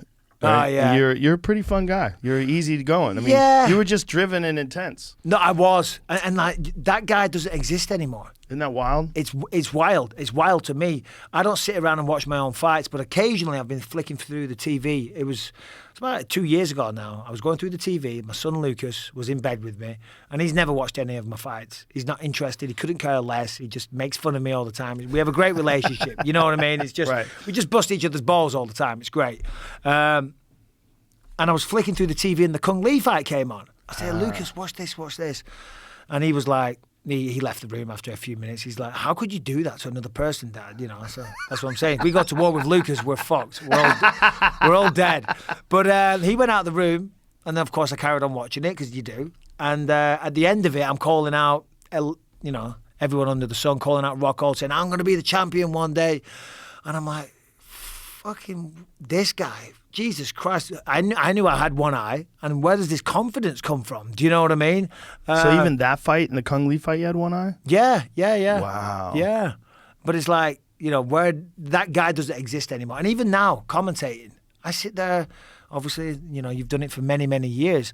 I sit there and I call these fights, and I think, these people are fucking crazy. Do you know what I mean? I see some of the action, some of the shots that they land, I'm like, wow. I mean, I love it. I'm like, wow. These guys are crazy. And I think, oh, yeah, I used to do that. That fight, Petrosian versus Rodriguez, Yes. where Rodriguez caught him with that head kick Oh, yeah. and busted his nose wide open. He was just huge. Hold on, remind me, how did that end again? Who won? I think Petrosian won a decision. Petrosian won, yeah. But fucking the blood is everywhere. It was crazy. Yeah, no, I know. And that Rodriguez guy, I mean, he's a jiu-jitsu master. He's got high-level jiu-jitsu. Fucking nasty stand-up. Standing there fucking going toe-to-toe with a kickboxer. I'm like, A guy with dude, like 90 kickboxing shoot fights. his takedown. For the love of God, what are you doing? But what a fight. What a fight. performance. Yeah. No, it was wild. Yeah. That was wild. That was great. It's just, there's so many fights that, like, while you're in the middle watching the fight, you're like, holy shit. Yeah. Like, just holy shit. That's what I'm talking about, and there is, it does blow my mind what these men and women do. I mean, I get it, of course. I mean, I've been there, but it takes a special kind of person to It go in really there and do does. that. And that's why I have so much respect for everyone that has the balls to step in there and do it. Well, that's one of the things that I really, truly love about what the UFC has done with their commentary team is that they brought in guys like yourself, guys like Paul Felder, Dominic Cruz, Daniel Cormier, all these guys that are these elite fighters that also are great at broadcasting. And the guys they have sit on the desk too. Yep. Same thing. It's like they're giving all this work to all these former fighters. Yeah. And they're so insightful. There's so much that they can talk about that, some just regular sports commentator can't do. And there's a thing about this sport, too, where when regular sports guys try to come in and use, like, regular sports guy jargon, everybody's like, get the fuck out of here with that shit. Too polished. Too perfect. They don't want to hear nonsense that you would say, like disrespectful talk about like a basketball player or a baseball player not hustling. When you start saying that about fighters, like you gotta. Like I guess what you're talking about there was the famous one with Stephen A. Smith. Yeah, that was a good one. That was a good after example. The Conor of it. and Cowboy fight, and there was a big backlash over that. I get have no used to problem talking with like Stephen that. A. I mean, I like understand him a lot. Yeah, me too. He's great. He's a personality. He's a personality, and he's Yeah. going to bring in non-fight fans. Yes. So that's what they're doing. Yes. They're trying to get that crossover. Yes. So I see it. People are like, what the fuck's he doing talking about mixed martial arts? It's like, dude, we're trying to grow the sport, trying to make it bigger, and he's going to be instrumental in doing that. And I think as long as he's talking to someone that is an expert, like if he's talking to Cormier or someone like that, like Cormier can straighten out any misconceptions he might have. Yeah. He brings the big personality, and he's a guy like, that's his thing. He's Stephen A. He's got a hot take. He's got a hot take. He's got hot takes, and that's why he's rich, right? He's a hot take guy. That's what he's done. Very insightful about a lot of sports, and obviously loves MMA, but MMA is it's not a game. When someone pours their like Zhang Wei Li versus Joanna Jędrzejczyk. Remember that fucking fight? Crazy. Jesus, chaos. Oh my God. When that fight was over, you're like, that wasn't a game. No. That wasn't a game. Those two women fought for their lives. Exactly. They emptied everything they had out into that octagon. It needs so much more respect than any other sport. And fights like that, you only have so many of those in you. Right. Only so many wars. Because as you say, you leave a piece of yourself in the octagon when you go through something like what they did. 5 rounds of just absolute war. I mean, you see the state of Joanna's head afterwards. I mean, Oh it's my crazy. God. Incredible. It's crazy. And as you say, you don't play that sport. It's not like a guy, didn't guard the goalposts well enough. It's not like a guy dropped the ball in the infield. It's different, man. Yeah, that's why they talk about motivation in fights. I said, well, my primary motivation is not to get the shit kicked out of me on national television, international television. You know what I mean? Yeah, I want to win. Of course I want to win. I want to excel in my career. But at that moment in time when they say fight, you're trying to be offensive but defensive at the same time. It's you or them, kill or be killed. Was there ever a fight that you went into, forget about just the eye injury, which is obviously a giant compromise, but was there ever a fight besides your eye injury where you went in where you had no problems? Nothing wrong with you? Yeah, I'm early in my career, yeah. Early. Yeah. But later on, that's something that most people who are casuals don't know. Well, yeah, in my UFC career, no. Because I blew out my PCL 5 days before the Ultimate Fighter finale. Really? Training with George St. Pierre, yeah. Yeah, the old Zuffa office on Sahara in Vegas. Yeah, we were wrestling there, and I forget how it happened, but I blew my PCL 5 days before it. So from there, yeah, my knee was always bad. Did you tape it up before you fought? Like, how did you fight No, with I it? didn't. No, just Wow. Just went in there and did it. I was fighting Josh Haynes. Come on. If I can't beat him with a torn PCL, I don't deserve to be in the UFC. No offense, Josh. How dare you? Oh, my word. Well, that was 205, too. Yeah, 205, yeah. But it's just part and parcel. I mean, to train for a fight, wrestling. It's all wrestling. That's the hardest part. Yes, it is. The takedowns. It's the hardest. Like, my son, he's had like 5 surgeries now.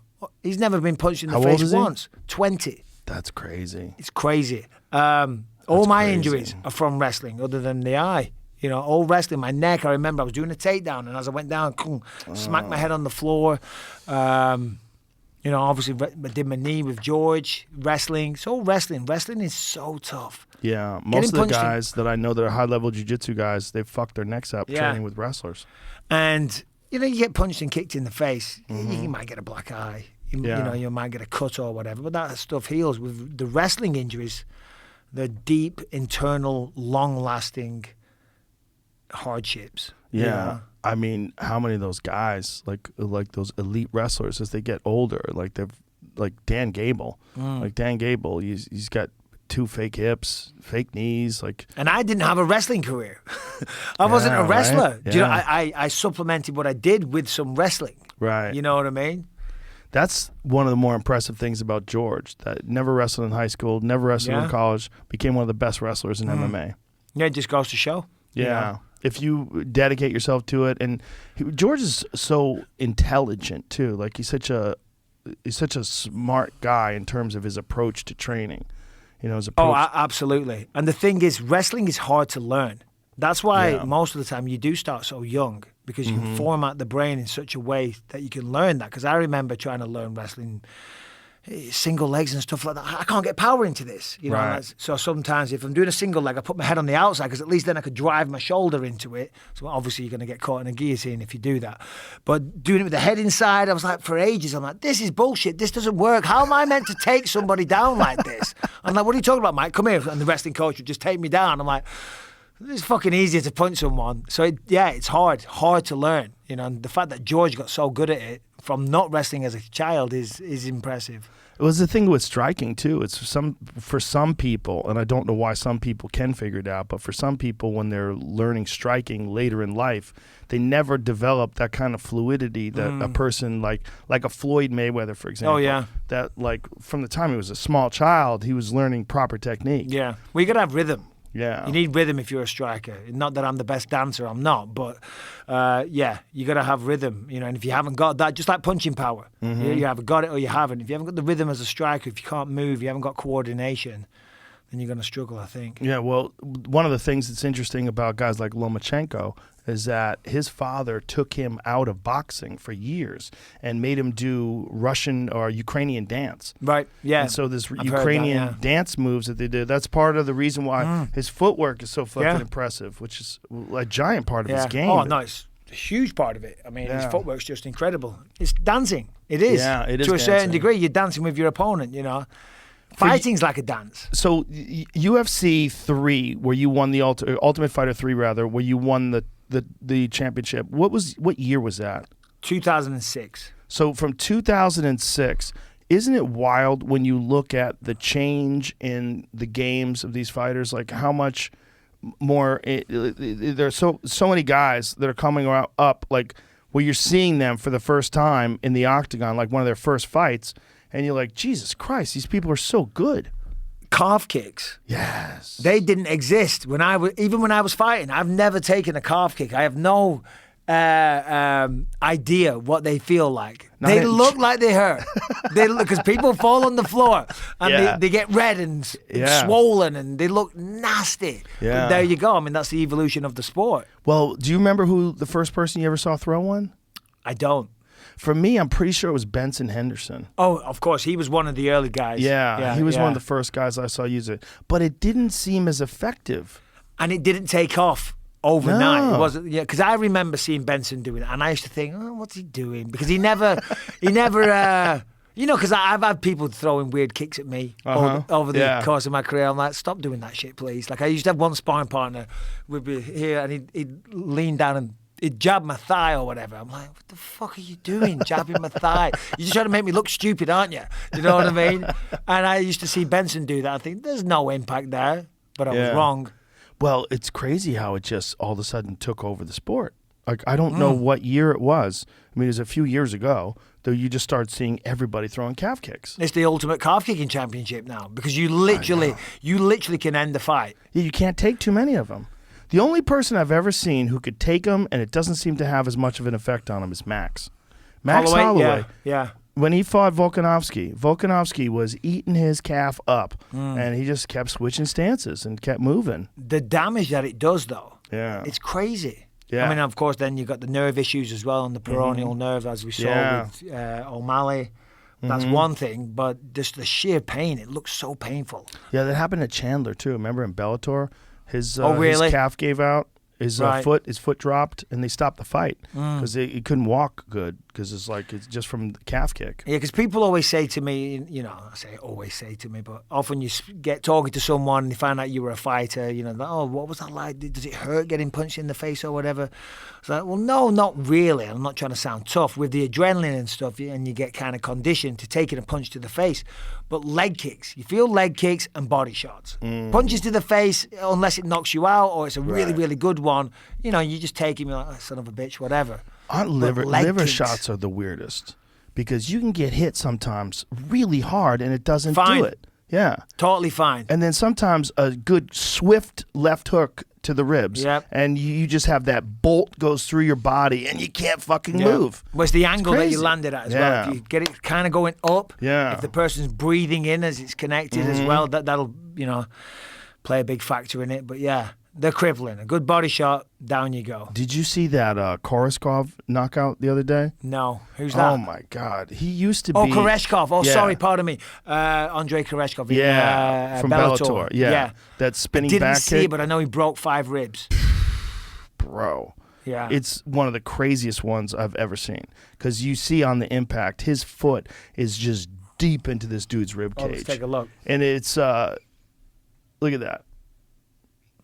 It's nice Chancellor kick. Encounter, who's a tough fucking dude. Tough fucking dude. So when you see him go, look at that. Like, I mean, it is just It's in the there. heel. The heel right into the rib cage, shattered 5 ribs. 5 ribs. Yes, I mean, that's man. a nightmare. Oh, tremendous nightmare. Good luck Yeah. breathing for the next few months. I mean, it's just, and it's where he nailed him. It's like right where the liver is, too. It's perfect. No, it is. Watch this. Look at the speed of this. I mean, boom. Oh, my God. It's right in there. Horrific. 5 ribs. Yeah. Yeah, body I've torn shots. cartilage in my ribs, and Yeah, I did that once. Yeah, that's a that's- horrible thing. yeah. You can't move good. I've broken them, but the tearing of the cartilage might be just as bad as breaking them. final day before I flew to New York for the George St. Pierre fight. No, Tore that's cartilage. right. Yeah, you were telling me that you were thinking about trying to shoot it up. Yeah, with lidocaine. Lidocaine. Yeah. Never did that one, fortunately. Well, yeah. I mean, imagine The doctor said, "Oh, you can." I think we talked about this last Puncture time. your So, lung. Yeah, you puncture your lung and die. I'm like, all right, weigh this up right here. No, you're good, thanks. I appreciate I it. feel like you would have to go really deep to puncture your lung, though. Yeah, I think maybe he was just being scared. yeah, probably. Because it Probably. seems like if you're going into the cartilage, it's kind of right there. Well, that's what I thought. I thought it's just like Yeah. there. You know what I mean? I feel like you've if only got someone to go did in it for you.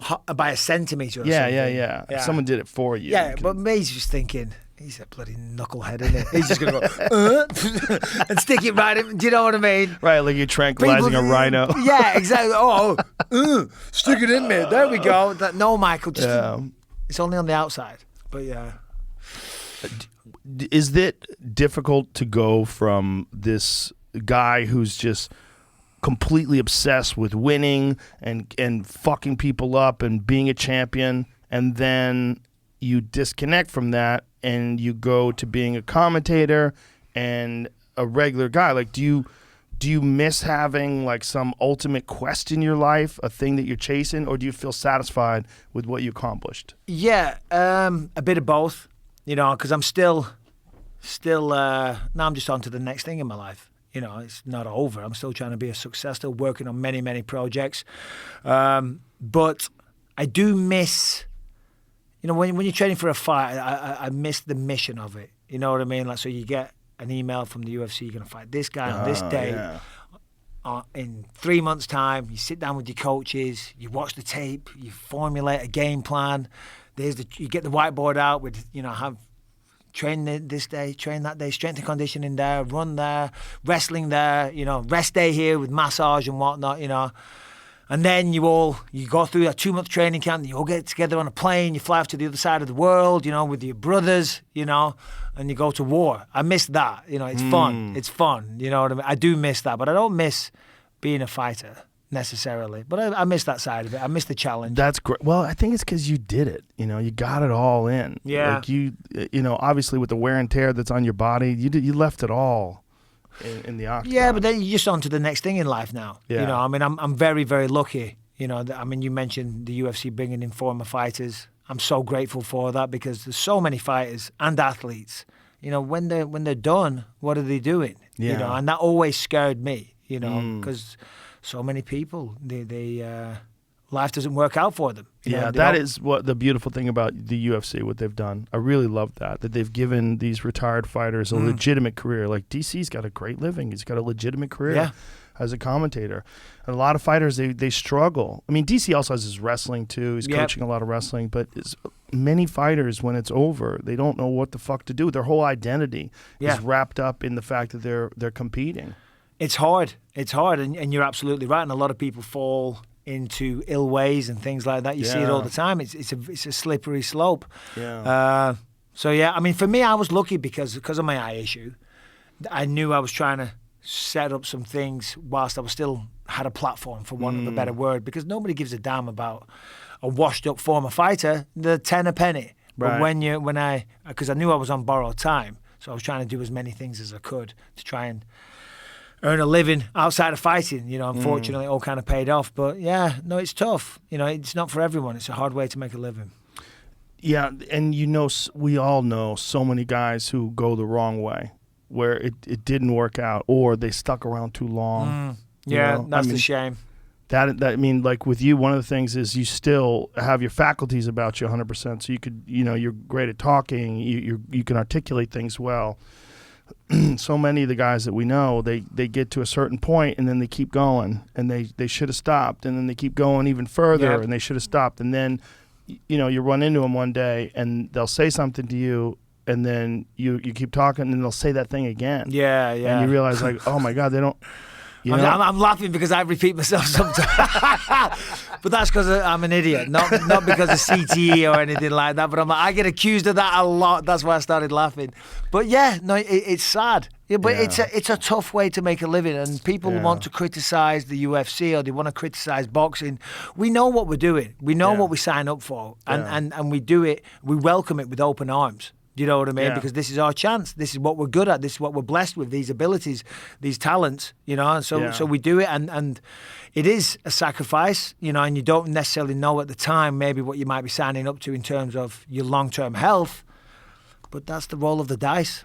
You dare to be great. Yeah, it is a roll of the dice, and the glory that someone gets from the fact that they accomplish something that just the tiniest percentage of people. I mean, what fucking percentage of people on earth get to be a UFC champion? Yeah. I mean, it's one of the smallest percentages of any accomplishment a person can do. Yeah, but, you know, like, these days a lot of people don't give it the respect that it should, that it deserves. You know, I'm what talking about people? missing weight and things like that. Like my son blew out his meniscus, and he got heavy, and then he got COVID. You know, he got up to like 220 something pounds. He wrestles at 197, and he had a tournament come up, and he had to cut weight. He didn't get paid a penny. Got no entourage with him, no team of people helping him cut weight, but he still made weight, and then wrestled 30 minutes later, wrestled like shit, because of course you can't wrestle well, and then he made weight again a few days later. You see a lot of people coming in not making weight these days because it's cool, they see it on TV, they want to be a part of it, they want to be famous, they want to make some money,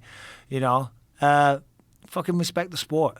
Show up on weight. Do you think and in that shape. it's obviously there's a science to weight cutting? Who did you work with? Did you work with Lockhart or Dolce? No, well, I worked with Dolce for a little bit. Yeah. A little bit. Yeah. There's a science to that shit, though. Yeah, no, absolutely there is, yeah. I mean, the guys that are really good at it, like Dolce and Lockhart, they know exactly how much water you should be taking in, exactly how much sodium. They weigh you, they check your nutrients. They know what they're doing. Like, but some guys, they just think I can make the weight. Yeah, I'm just gonna sweat it out. And it's dangerous. Yeah. You know, fortunately, we haven't seen it in the UFC. A loss of life, but people die. yeah, People die. a guy died in Brazil a few years back. I I've remember been that. there. I've felt like I've been close to death. Really? Yeah, absolutely. At 85, right? Yeah, at 85. Yeah, you know, but. What were you walking around at when you were fighting at 85? It depends. When I first went down there, I knew nothing about cutting weight. So I actually dieted. I saw Eddie Bravo, my first ever middleweight fight. It was UFC 83, Serra and GSP. I was fighting Charles McCarthy, and I dieted down to 185 pretty much, about 188 because I was a fucking idiot.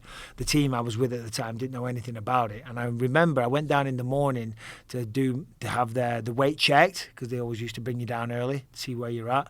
And I remember I got in the elevator and Eddie Bravo was there. He said, "How's the weight?" I said, "Oh, I'm about 187, 188. He said, "Oh, how was the cut?" I said, "Oh, I haven't done a cut." He said, "What?" He said, "You could make 170. I was like, "Shit, you're right." So after I got knocked out of Dan Henderson, I'm like, "Hold on a minute, I gotta change some things here." So I started cutting. If I got on a plane on the Tuesday to fly to whatever city it was, if I was 200 pounds, I was happy. So 14 pounds. So when you were 188, did you just kind of starve yourself and shrink everything down? Yeah, exactly. So did you feel weaker? Every time making 185, to be honest, you start the camp. It's so detrimental to the sport, I think, cutting weight. I think so too. I would love to see everybody move up. I would too. Start my camp. I'd feel strong. I would feel great. And then by the end of it, I was so weak and pathetic. Do you know what I mean? I was getting thrown around the place. Yeah, my cardio's good, but I'm not strong or explosive, you know. I guess because you're draining yourself. No carbs. Yeah. Working my ass off 2-3 times a day with no carbohydrates. Yeah. You're going to lose muscle. You're going to get weak. You're going to be overtrained. That's exactly what I was doing. And a lot of people do it the same way, and it's just moronic. Do you think that when you fought Charles McCarthy and you get down to 188, was that as good? Like, what was better? Like, was it getting bigger and then drying yourself out and then rehydrating? Probably not. No. I mean, yes, that gives you a perceived size and strength advantage, but everybody's doing the same thing. So you're not really at an advantage. I remember I went down to 185 and I was like, oh, I'm going to pick on these little guys now. And I squared up against, my second fight was Jason Day. I remember seeing Jason Day in the office where you sign all the posters. I was like, Motherfucker's taller than me. What's all this shit? Oh, I thought I was fighting small guys. Jason Day was good too. Remember when he fought Alan Belcher and finished him from the guard? Yeah, that was good. Yeah. So yeah, no, it's just weird culture that we have, but we're kind of you're damned if you do and damned if you don't. You know? That is a great way to put it, because there's so many guys that do cut weight that you're forced into that situation. Yes. But I think, I know ONE FC is tried to curb it. I don't know exactly how effective it is, but I know they've instituted some sort of a hydration protocol where you have to be hydrated and they check your weight. And it's the same at schools. Wrestling at high school, there's hydration tests every so often. There was supposed to be a rule, wasn't there, a while ago, where you had to be within 20% of your weight. You only have to be over by 20% of your body weight. Right, like X amount of days outside of the fight. But then it went away. There was talk of that coming in, I think, from the athletic California Athletic Commission, I think. I think that's right. Yeah. And then it just went away. There was also a thing about rehydrating. Like you couldn't rehydrate too much. Like you couldn't be X amount of percentage over what your weigh-in weight was. Because everyone used to use IVs. Right. And then they took that away. Yeah. But everyone still carried on doing the same amount of weight cuts. You know what the craziest thing I ever heard? I know a guy who he took blood out of his body to make weight. Oh, really? Yeah. So that's crazy. Crazy. It's and crazy, they put it back in after the weigh-in. Yeah. So it's like is that blood an doping. advantage? Yeah, I think so. Yeah, no, I'm going to say it's blood doping. I don't know how many days, like when they do blood doping, how many days do they keep it out of your body and let your body let's find that out. When someone does blood doping, how many days do they keep the blood out of their body before they put more back in? Because the whole idea is like your body has a certain amount of blood that it likes to keep in your body. So if you drain your body of like a few pints of blood, and then you have them sit in a refrigerator, and then your body replaces that blood, and then you put the old blood in too. You've got more blood. You've got more blood, so you got more oxygen cells. Right, which is like why the cyclists take EPO. Yeah. And so I wonder like how long it takes for your body to make that blood though, because you would think if like say if a guy like this guy that I had heard, I don't want to say his name, but I heard that he took 2... Chael Sonnen, just say it. I'm joking. It's not Chael. But Chael would do it if it worked. Damn right he would. I had a conversation with Chael right after he got popped, and he goes, those tests that they do, turns out they're really good. Those tests are really good. Hey, fair play. He just owned it. He's a funny fucking dude, He's a funny guy. He changed the game in terms of like letting people know that shit talking is incredibly profitable in MMA. Yeah. Because before him and that shit that he would talk with Anderson Silva, God, that was legendary though, legendary. Right? What was he trying to feed the carrot to the bus? That was with Minotauro. That was Minotauro, hilarious. yeah, I know. Hilarious. This is the most detailed explanation I can find of like 2 sentences. So okay, what does it say? I can't read that without my glasses. Stored RBCs. 1 to 7 days before a high endurance event. So, like, if a guy does that and makes weight, and then they take the blood out, they store it for a day, and they put it back in the next day, this is as a significant amount of iron is removed by each autologous transfusion, an adequate time for recovery is not less than 3 days. Of not less than 3 days. Interesting. From the last donation and appropriate iron supplements. Oh, this is about iron. Okay. Yeah. Usually required for patients undergoing autologous donations. Nearly 50% of autologous donations are not used by the donor and are discarded. Oh, wow. All right. Anyway, so this guy... to make weight, they took bags of blood out of him. And one of my friends walked in, and they were doing it in the fucking hotel room. And one of my friends walked in and saw them taking blood. He goes, "What the fuck are you guys doing?" He's like, wow. This is how he makes weight. And That's was like, and how much weight are we talking? Blood are we talking? It says a liter of water is 1 kilogram. Well, a liter's a lot, man. That's a lot. That's and a a lot liter of water. of blood. A liter of 1.05 kilos. Just a little bit more than 1 kilogram. But I mean, how much can you take out? But 2 pounds that's real weight. No, that's a lot. I remember this reminded me of a story. You know Dean, I'm a singer, right? Sure. Yeah, great Shout guy. out to Dean. Shout out to Dean. Great guy. He's not going to like me telling this story though, but it's true. I was in Sydney, and he's like, "Mike, are you doing an IV after the fight?" I said, "Oh no, I wasn't going to." I said, "But I'd take one." And he said, "Yeah, no worries. I've got you. I've got you covered." I said, "All right, great." So he comes to the hotel room, and he just done a course in it. Do you know what I mean? So he wanted to do it. Turns out his skills in doing IVs wasn't very good. Starts sticking fucking needles in my arm. Right? He messed it up, and there was literally, just a spray of blood coming. And I'm standing there, I'm going, "Dean, is this normal?" And he just covers it up with his finger. And then he's like, he talks a little and then lets his finger off. Blood spewing out again. He goes, "Mike, just cover that up. I'm going to go get help." And he runs off. He has to go get like his buddy. A nurse? Yeah, nurse or whatever comes back and takes care of it. I'm like, Jesus, Dean, I'm fighting tomorrow. Yeah. The nurse that you met, she gives me IV vitamins. Oh. And, like, it's fucking complicated. I've never done that stuff. Do you feel good it's after great. it? Yeah, I learned it from Dave Chappelle. Oh, in fact, no, I have done it. Yeah. You did do it? Yeah. One training camp, yeah. When I would go on the road with Dave Chappelle parties. He's drinking all night, and then the next morning he goes, "Joe, come on onto my room. We're gonna do some IV vitamin transfusions." And I go, "Is this what you do?" He goes, "Oh yeah, you got to do that if you party." And he gets rid of the hangover. Yeah, because Really? he does glutathione, zinc, vitamins. I gotta try this. It's great. I gotta try it. And all the liquid too, just having all that IV saline getting into your system rehydrates you well, but you feel fucking good. I mean, it really brings you back. Yeah, no, I will try it. Where do you get that though? There's if let's say someone like me wanted to try that. There's a service called driphydration.com that we would use in LA. I know that they travel to people. They'll do that shit for you. They'll come to you. You're always doing that with your neck because it's still fucking with you? Yeah, I'm in pain all the time. Yeah. Is anything you could do other than surgery that helps that, or is you just have to? Probably. Have you done like spinal decompression or anything like that? Yeah. No.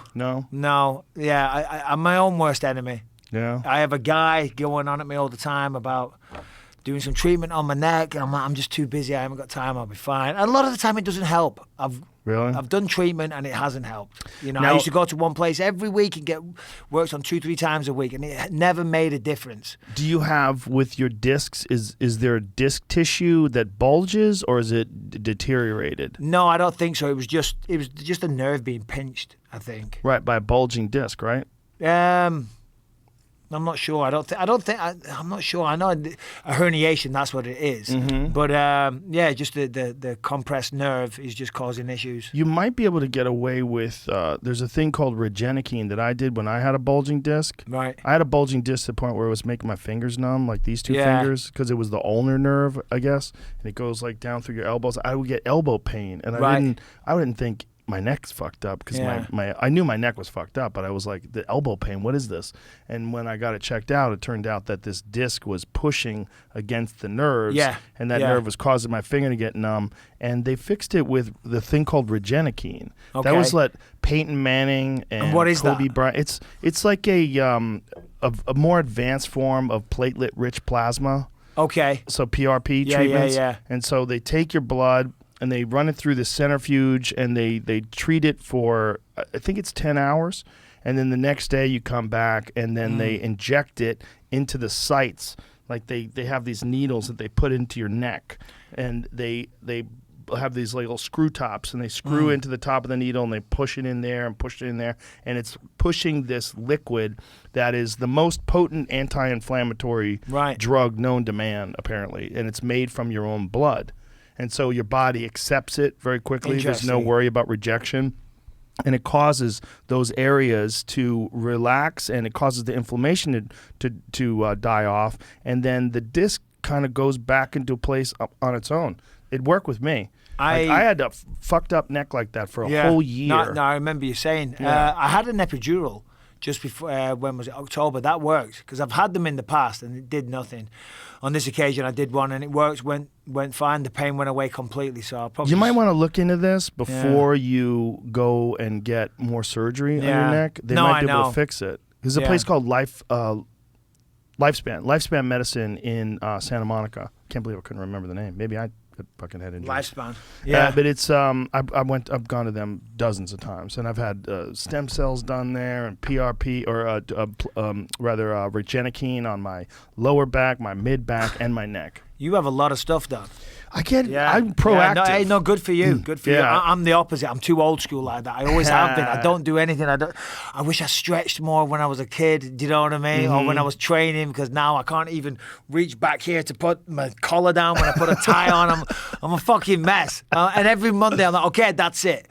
Changing my workouts. I'm going to do mobility training. I'm going to do this and that, and chest and biceps. Let's go. Come on. Yeah, try to look good. I know, same shit. You ever do yoga?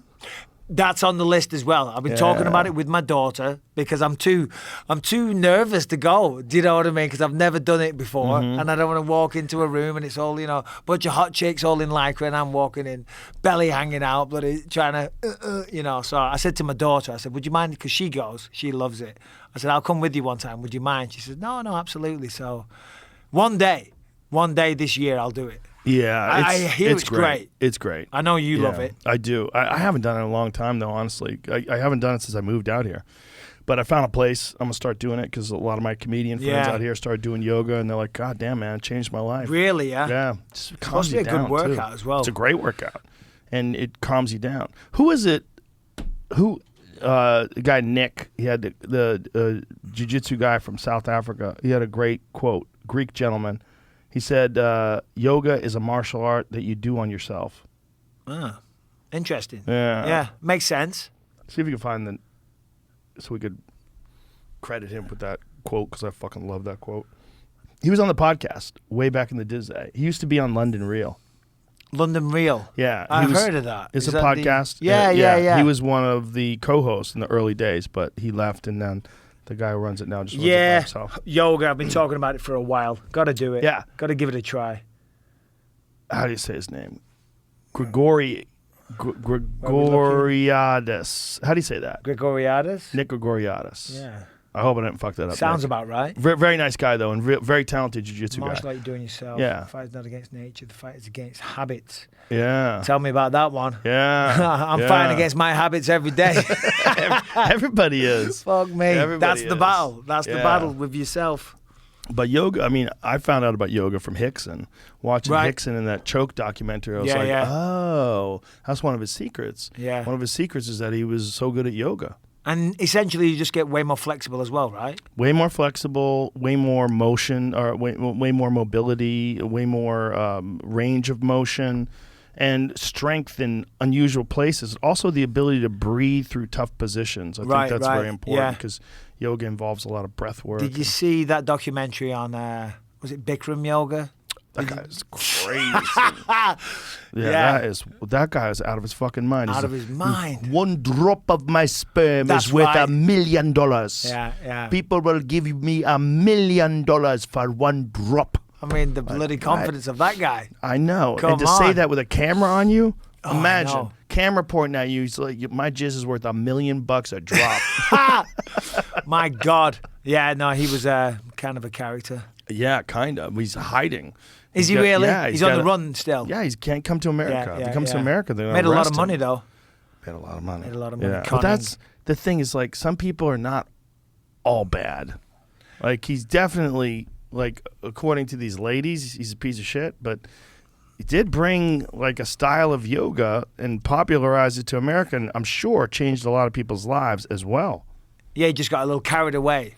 Well, he's fucking insane. If you listen to him talk, yeah, I mean, the guy's an egomaniac. I can't remember it too well. I mean, I did watch it at the time when it came out. But it's so contradictory to what you think about yoga. You think of yoga as people being peaceful and kind and open-minded and he loving, was like, spiritual, and he's a fucking pervert. He's talking about how much his jizz is worth and just trying to fuck everybody. It's crazy. He's a man. Come on, he's a man at the end of the day, let's be honest. He's doing his yoga, he's doing all that, but it's also like it's all about the jizz, Joe. It is a lot about the jizz. But it's also him. He had like Bentleys and shit. He's like, I know. You know, I know. It's not exactly Rolls Royces. The spiritual guru that you think he is. Most of them aren't. No. It's hard to find the ones that really are. There's one that I follow on Instagram now called Sadhguru. Yeah, he's coming on soon. Is he really? Yes. Very I follow cool. him too. I'm actually Do you think just finishing one of his books. Right. Oh, really? Yeah, he seems very wise and very legit, but you never know. That's what I'm saying. Yeah. That was the comparison I was making. I follow him. I like what he says. The quotes that he comes out with definitely make me think all the time. We both posted the same video that he, it was like a video, one of the things that he was talking about. I forget what it was. Yeah. But we both posted really? it. Okay. Yeah. Struck a nerve with both of us. Yeah, he's got a lot of those. There's quite a few of those online where, he says some really interesting shit. But so did that Osho guy, that guy who ran that cult up who's in. that? Oh, here he is. Oh yeah, this is it. Oh yeah. Play that real quick, Jamie. Here we go. Your whole life is happening between these three dimensions: memory, present experience, and imagination. This is your life, isn't it? These are three dimensions. We call them trikala, 3 dimensions of time. All your experience of life is happening here. But if you lose distinction between what is past, what is present, what is future, then everything hurts. For not everybody, terrible things have happened. Unfortunately, for a few people, they have happened. But the rest of the people are simply suffering something, isn't it? Because it's fashionable to suffer. People think if they're suffering, they are very intellectual, they're very profound. No, it's just stupid because you're suffering something that doesn't exist.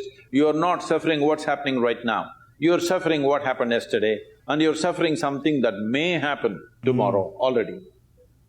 So this madness has been encouraged simply because we never train people how to use their faculties. Your whole life is happening… Interesting. So true. I mean, how many people know how to think about things correctly, how to manage the way your mind works? It's very important, especially if you're stressed out. Yeah, absolutely. But as he said, it is very fashionable these days Yeah. to be suffering, It is. A little bit of attention. Oh, Yeah. I'm going through hard times. Yeah, and they love to wallow in it. Oh, I feel sorry for themselves. I need to pee again, Joe. I'm Go ahead, I'm brother. sorry, but Go ahead. I drank a lot of coffee. Yeah, listen, I did too. You're all good. We'll be right back. Once again, ladies and gentlemen. When you were fighting, you got water. Yeah. When you were fighting, did you follow any like specific nutrition program or anything? I would love to say yes, and I know I'm not sounding very smart here, but I was just no, I didn't. No. Just old school. Fucking old school. You're like old school to the I to know, the fucking bones. I know. I'm an idiot. I'm an idiot. No, not really. I mean, a few times I've worked with nutritionists. Yeah. Like I remember when I first moved here, I got up to like 237 pounds. Whoa. I was fighting at 185 against Whoa. Mayhem Miller in 8 weeks. I'm like, and it wasn't a pretty sight either. There's not a jacked 237 Tyson pounds. Fury 237. Yes, there you go. You got you nailed it, Joe. And yeah, so I worked with this nutritionist, and it was essentially just a keto diet, even though that name wasn't popularized back then. I'm sure it was around, but it wasn't the buzzword what it is now. But essentially, it was just a keto diet. Yeah. The problem with that diet is for the adaptation period, right after you start it, a lot of people have a really hard time working out. Oh, it was horrible. Yeah. Horrible. I would show up and it would be like, everything was like, it was in quicksand or underwater, you try and, it was just so labored. No carbs, yeah. No carbs, no energy, no Yeah. recovery, body aching head to toe. Yeah, it's hard. It's a hard way to train and get ready for a fight. Yeah, I think for high-level performers, it's pretty much been established that you need carbohydrates. Have to have it. Yeah. Have to. Yeah. Problem is, Even too many carbs makes you gain weight. Yeah. Even my friend Zach Bitter. Zach is he holds the world record for the fastest 100 miles run on a track. Wow. He ran 100 miles in, I think it was 11 hours and 40 minutes. And he did it running under a 7-minute mile. So that's like 4 marathons, almost. Yeah. Almost. Yeah. And what was the time again? I think we'll find out what Zach's time was. He That's just moved to Austin insane. too. Oh, he's 100. yeah. I mean, just running 100 miles. Yeah. Period. Regardless of how fast or slow, is wild. It's wild. Yeah. I think I want to say 11:18. 11 hours and 18 minutes. He's got a couple 100-mile records. He's also got the one on the treadmill, and that's the one that popped up first. Oh, what's that one? 12 hours, 32 minutes. Yeah, he's definitely ran faster on track. Right. I think it was 11 hours, and Hold on. So running on the track was faster than the treadmill? it was probably his first one, the first time he did Right, it. yeah.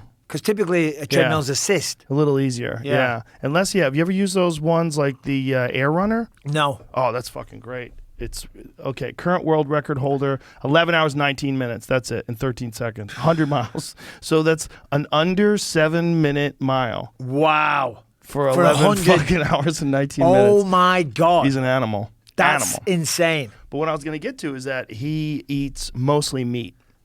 Oh, He's really? on like a carnivore diet. Right, right. So he mostly eats like fatty ribeye steaks. And Which then is he'll- bizarre. Yeah. Considering the amount that he runs. I know.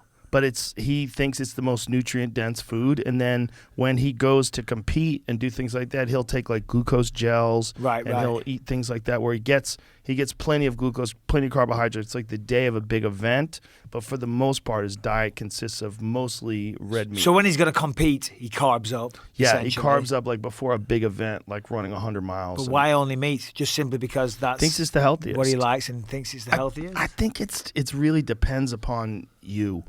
I think for some people, a vegetable-based diet or a pescatarian diet, or some people it's great. You did it for a while, didn't you? I'm doing it now. Doing it now? That's all I do now. I gave up on other diets. I mean, I'll occasionally So have what a do you have for cheeseburger or breakfast? some shit. Steak Steak and eggs? and eggs. Yeah, Yeah, yeah. I take plenty of vitamins. I'll take like I'll do athletic greens. You know, Yep. mix that for water. I get Yeah, yeah. vitamins from that. I take I'll have berries and fruit. I'll eat apples and bananas and stuff like that, but that's it. I don't fuck with any bread. I don't Yeah. fuck with any carbohydrates like pasta, stuff like that. It's delicious, though. The best. The best, I know. The most Bread delicious. and pasta it is the enemy. It is, but I eat the same shit every day. I try and go till about 2 p.m. in the afternoon. Oh, so Sometimes intermittent fast. Yeah. Not every day, and I'm not psycho with it, but I try to because I just feel more alert when I Yeah. haven't eaten when I'm fasting. But then it's always chicken sausages, eggs, bacon. That's it, yeah, and then a little low carb wrap. That's not Because I bad. gotta roll it up and make a little sandwich out of it. But yeah. If you put a bowl of spaghetti with like sausage in front of me, I will scarf Oh, that God. motherfucker down. Yeah. That's my weakness is pasta and pizza. Weakness I is eat pretty pizza. good, but Well, you stayed lean. I drink too much still. Ah. I don't drink a lot. I don't get hammered. I know I have this reputation, but I don't go out getting shit faced. I used to. That's for damn sure. But no. But I still. A little bit of wine in the evening, which is pointless. You're fucking fasting all day, but you're not fasting because you're drinking wine right before you go to bed. You shouldn't eat 3 hours before. I know you're not supposed to, but when I have a steak with a glass of Oh. wine, it makes me so happy. You gotta have a glass of love red it. wine with the I steak. love it. Come on. It tastes so good. It's like, what are we doing here? I know, that's I what can't we're have doing a here. fucking glass of wine. Right, that's what with I'm a saying. steak. That's what are I'm you saying. serious? What the fuck's the I'm point? gonna work my ass off and get to this point in my life and not Yeah. allow myself to have a glass of wine. I remember watching George. There was a video that they did, one of those UFC Unleashed or whatever the fuck it was. Was like they would interview him while he was on his training camp, and then they went out to dinner with him, and then he was having a glass of wine after Yeah. training. He was like, "I don't think there's anything wrong with a glass of wine after a long training session." It's a good George St. Pierre. It's terrible. No, it's good. It's good. It's Better better if than he was mine. right here. I'd listen to Are you it. intoxicated? Yeah, but That's what he said to you. yeah, that's what he said to me. You were a little. I fucking was, without a shadow of a doubt. Without a shadow of a doubt. I'm in Las Vegas. Yeah. We're not fighting. We haven't even got a date. Right. We haven't even got a date for the fight. If you man up and tell me a date for the fight, I'll switch on. Right. But I'm in Las Vegas. Right. And I've got nothing to do. Have a couple of beers. Yeah, motherfucker. and one leads to another, and from there it's a slippery slope. And then all of a sudden you're showing up for a press conference late. Michael, you're intoxicated. What is your problem? It's like, shut up, George. Leave me alone. Stop bullying me. Well, George would drink a glass of wine. He would have a nice glass It's of good wine. for you. Yeah, he So would they do say? that. He would do that when he was training. I mean, in the middle of camp, he'd have a glass of wine. It's supposed to be good for you. Good I for don't- your heart. I think when you're training that much, whatever negative aspect, whatever negative thing the alcohol does, it's probably balanced out by the fact that it relaxes you. It takes a little of the edge off, maybe sleep a little easier. I never used to drink in camp ever, but there was always one night where I'd fuck up. Do you know what I mean? Every camp, there was always one night. I'd like, oh, and it would start with that. I'll have a glass of wine, and then a second glass of wine, and next minute I've done 2 bottles. I'm like, shit. How far out? Oh, halfway through the camp. Okay. You know. Well, Jon Jones said a thing that was really interesting when I talked to him. He said that he would self-sabotage before a fight, so he'd give himself an excuse if he lost. I've seen people do that. Yeah. There was a guy, a friend of mine, shall remain nameless, and MMA was his life. And he was so talented, he was so good, and then he got an opportunity to go on The Ultimate Fighter. Well, he was going to, they have those auditions. Mm-hmm. But he had a great personality, a tremendous wrestler, sick jiu-jitsu, good striker, and he would have killed it. The night before, because I was doing something, I came back, in the morning he was going to the airport, he could hardly string a sentence together. He was so fucked up. And he would do things like that every time. Like, me and my wife were saying, why does he self-sabotage like that? Do you know what I mean? Common trait. Some people just do. Well, it's some people, the pressure of performance is just too great. Their mind plays tricks on them, and they, like, Sadhguru had to say, some people just don't know how to use their faculties. And so when their mind plays tricks on them and they start having all this stress that they have to handle, they don't know how to just relax and just go, yep, this is part of the process. And it's an easier way to confront the failure. Yes. As opposed to them just not being good enough. Right. They've got a reason why they failed. Right. You know? Well, Jon admitted that. It was easy for him to admit because he never lost, right? Oh, Because yeah. he had done that every time but never lost. But then, that's a thing. Like what is going on there? Like, why are you doing that? Like, why are you partying the week before a giant fight? Like, one of the things that he said with Daniel Cormier was kind of hilarious. And he goes, I did coke and kicked your ass. I know. That's a little insulting, isn't it? You take yourself very seriously. Yeah. And this guy's out there doing cocaine and partying all week. And fucking up everybody. Wild. Man. It's Dude, wild. When he was at the top, his fucking talent was so undeniable. I mean, when I remember I was in Newark when he fought Shogun. And so he's 22 years old. He's fighting for the title. Youngest ever champion. And, Shogun was a legend. He opens up the fight with a flying knee. A flying knee. He just destroyed him. Beat the shit out of Shogun. The fact that he was that young and that good. What do you think he does at heavyweight? We have to see. It's a different world. It's a different world, first of all, that he doesn't have to cut weight anymore. So maybe he's way healthier. Maybe it's way better. But it's a different world with the power. If he goes right into Ngannou, if they set that up right away, I don't know what's ever happened to him in training camp, what kind of giant heavyweights he's ever sparred with. Maybe he's been hit by big guys like that before. I don't know. Jon always could take a tremendous shot. He said at the Hall of Fame thing that he was, right before he got arrested, that he was 265. Yeah. Is that going to slow him down? He's going to be the same? He's going to have an effect on his cardio? 100%. That's what I mean. What is he going to do at heavyweight? There's so many questions. I would assume that he's going to do great. Because, listen, he's a great fighter. Look how great he's been in the past. Yeah. Do you know what I mean? That's not going to go away. This isn't going to go away. No. The aggression, the ability to pull the trigger when he needs. So what, he's going to be a bit bigger. Well, all the intel that I've ever got from guys that trained with him has said he would ragdoll heavyweights. And he was doing it while he was a light heavyweight champion. He would throw heavyweights around. Well, people are like, you don't know how good Jon really is. Out of camp, light heavyweights or heavyweights. Yes. You know what I mean? He's probably walking around 230, 235. That's a good size heavyweight. Comparing to Cain, right? Cain, with a significant amount of body fat, was always in the 240s. Yeah. And he's one of the greatest of all time. Look at Fedor. When Fedor was at his top, he was like that, about 240. Oh, Fedor could have made 205 easily. Oh, yeah. Easily. Not that big a guy. Yeah. There's a lot of guys that just don't want to cut the weight or... they didn't have to. That's what I was just about to say. They're comfortable. So fuck that. I don't need to do that. I want to fight the bigger guys. Yeah. I want to be a heavyweight. It's a interesting conversation. It's like, what is the optimum weight for heavyweight? And everybody would say it was around 240 until Ngannou came around, and then you're like, you did not want to give up 25 pounds to that man. Greg Hardy started his cut on Tuesday at 295 pounds. Whoa. 295. What are you doing? I'm not criticizing the man. Wow. He's just a big guy, obviously. But he's huge. You're at heavyweight. Yeah. You don't have to cut weight, but then you cut, all right, maybe a few pounds. I know Taito Avasa does a few pounds. There's lots of heavyweights that are over 265. Yeah. But coming in and having to do a 30-pound weight cut as a heavyweight. That's insane. Yeah, how about fucking Tai Tuivasa taking out Derek Lewis like that? That's wild. Wasn't that wild? He's really turned a corner. Yeah. He's really turned a corner. I mean, he's always been a great fighter and fun to watch, but there's something over the last like 4 fights that fucking guy's really turned the corner. Well, he's been in training in Dubai. And I don't know if that's what it is. I don't know if he's technically getting better or things like that, but he's definitely been in Dubai for a while.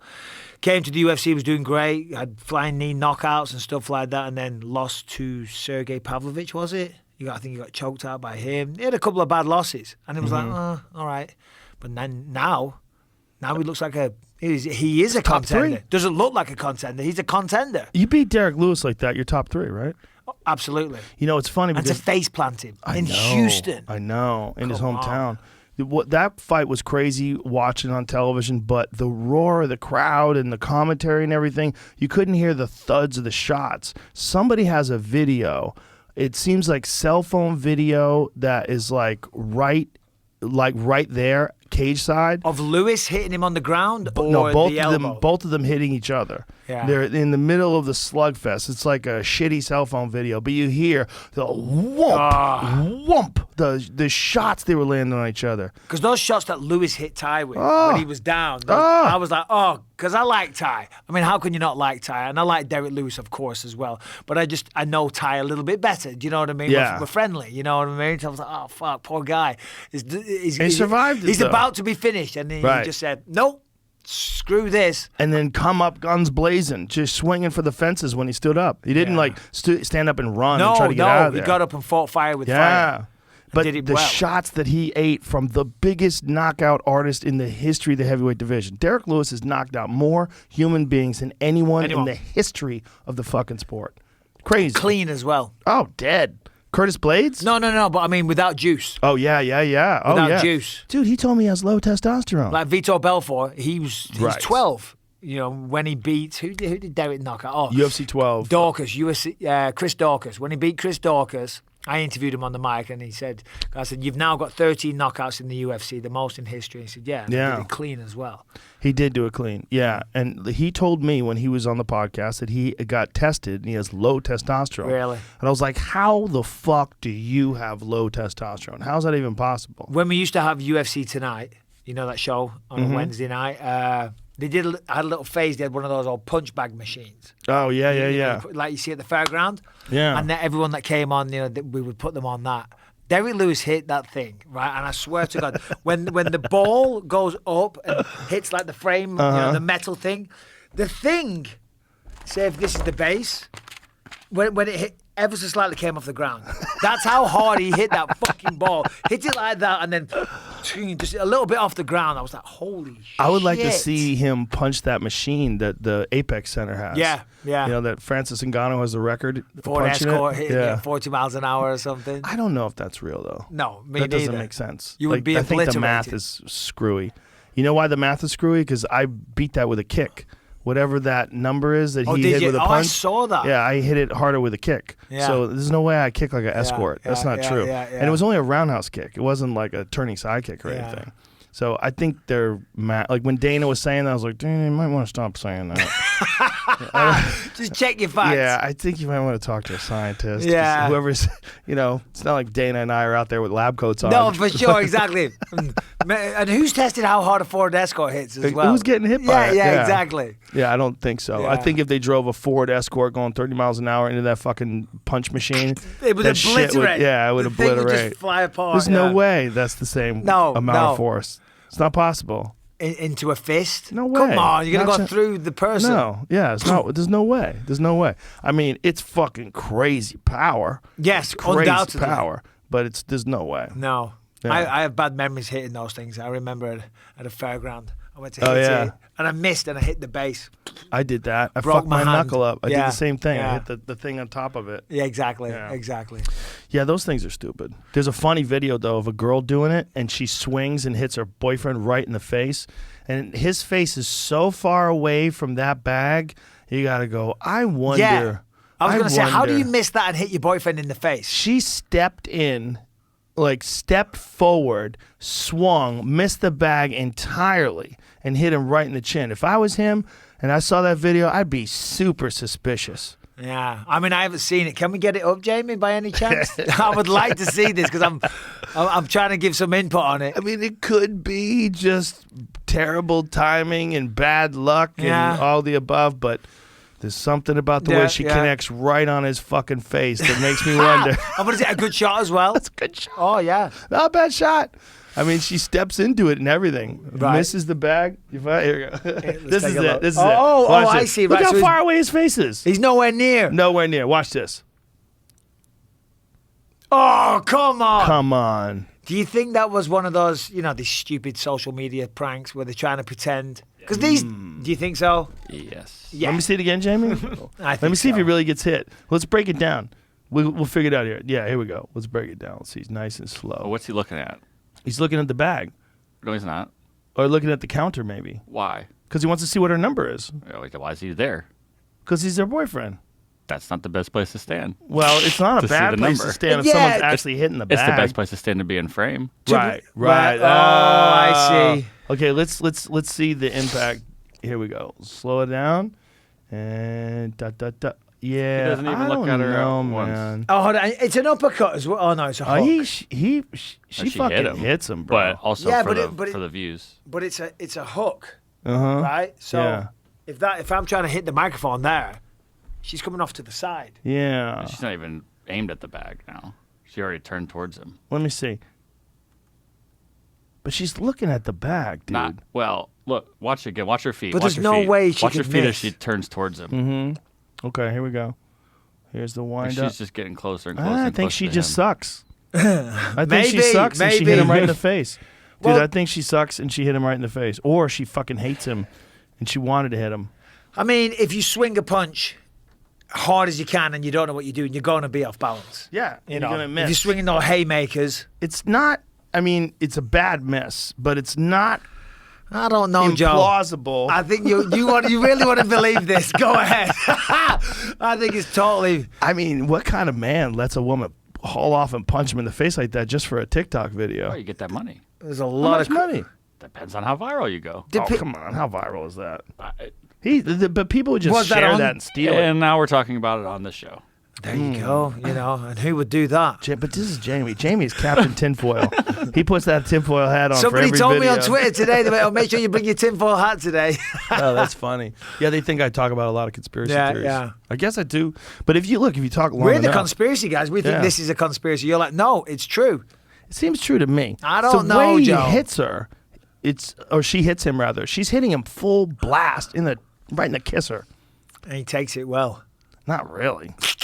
I mean, what if that video keeps going on and he just crumples to his knees? Yeah, There's no, a lot exactly. of delayed knockouts. You know, Smacks her back. there's some good fucking fights this weekend, Mike. Oh, yeah. Rafael dos Anjos is fighting Renato Moicano. That's another good one. I think that's a catchweight fight. Is it? 160. Yeah, why is that? Who took it short notice? Moicano? Tuesday. Oh. Took it on Tuesday, yeah. I think I'm right in saying that. I'm pretty confident. Who was supposed to fight? Raphael Fiziev. Oh. He's got COVID. He's got COVID? Yeah, he's got COVID, yeah. Yeah, I saw a tweet from him and a picture. He's in bed. He's got chills and Oh, his that's... bones are aching and stuff. So, yeah, he just flew from Thailand, I think, to get here. Got here and came down with COVID. Oh, that sucks. That Yeah. sucks. I The- thought Islam was going to step in. That would have been amazing. Oh, my God, if he just fought and then fought again. Yeah. But he's so close to a title shot, that seems crazy. Like, what if he turns an ankle and fucks his, who knows? Yeah. He's right there. I feel like also I heard Dana say that Islam's going to Conor. fight Beneil Dariush next. Oh, really? Yes. I asked him that in the ring. I said, would you contemplate that fight again? I forget what he said now. I think he said no. He said, I'm just focusing on the belt. But then Dana said this week that Conor will probably fight for the belt. Well, he didn't say probably. He said may fight for the belt upon his return. That is so crazy. Islam Makhachev must fight Beneil Dariush next since he turned down Rafael dos Anjos. Huh. Oh, so he turned him down this week after he allegedly flip-flopped on a short notice replacement fight on Saturday. What? So he's punishing him for not doing something stupid? Because that's not a wise move to fight in the main event. You're right about to fight for the title. I wow, agree. he put his hand up to fight Dos Anjos in a bout that has been canceled 3 times before. Dos Anjos was all in on the situation, even offered to move up to welterweight to alleviate the pressure off Makhachev for a big weight cut. The momentum died there, though, because shortly thereafter it was confirmed that Renato Moicano would fight Dos Anjos. The former UFC champ and Makhachev subsequently blamed each other for the falling out. UFC President Dana White offers some clarity, and he pointed a finger at Makhachev and said that his team said the fight is not happening. He said, I thought we had it done, White said. And when I went to bed one of the nights before, I thought it was done. Woke up the next morning and found out that Makhachev turned it down. The thing is, if Makhachev beat Dos Anjos right after he beat Bobby Green like that, he's undeniable. There's no question. Yeah. He's on a 10-fight win streak as it is. And he looks like a monster. I mean, it seems like a good fight for him. Like, Dos Anjos, no disrespect, but it seems like for Makhachev, he's looked so good. The way he looked against Drew Dober, the way he looked against Dan Hooker, I mean, he's a fucking killer, man. I talked myself into thinking that Bobby Green was going to have a real shot in that fight. I thought, you look at the wrestling that Bobby's got. You know, he's going to come into this one with no pressure. He's got nothing to lose. Everybody's already kissing his ass. Wow, what a warrior, stepping up last minute. He can box. He's got experience. I'm like, Bobby Green might do this. He fucking went straight through him like he was nothing. No offense, Bobby. But he's an animal. I would like to see Bobby Green fight him with a full camp. You know, when Bobby Green had just gotten off of the fight Hasparat, and he fought a tough fight, goes the full distance, 3 rounds, and then right after that, it's like a short amount of time later, you know, he gets 10 days notice to fight Makhachev, and I think he was like 190-something before he began the cut. Well, the thing is, I mean, what was so impressive about Makhachev was because, you know, you're up against the fence, you're fighting for underhooks and all the rest of it, and that typically becomes a little bit of a stalemate there. But when he level changed from having an underhook, level changed to the legs, people try and do that, but normally people get an underhook in, and that's it, you can't get it. But the speed of what Islam did it in was just, it was like lightning. Like it was lightning. Almost, it was just jump. His and he control, had his hands together. too. Fuck, his control is epic. But Bobby did avoid the first takedown attempt. Yes. And, you know, Bobby, see, it's so hard, man. When a guy takes a fight on 10 days notice, I say to the man who won the UFC middleweight title on, 11 days notice? How many days notice did you get? It was 2 weeks notice, but I still had to finish filming this movie I was on. So I had a couple of days filming still. I don't know, 2 weeks. So somewhere in the same range, and you won the title. So, it is what it is. Styles what make it fights, is. though. Islam Makhachev ain't going to stand and go toe-to-toe with you. Right. And if he does, the thing is he can do that too. That's the thing about Makhachev. Is like his stand-up is elite. It's very good.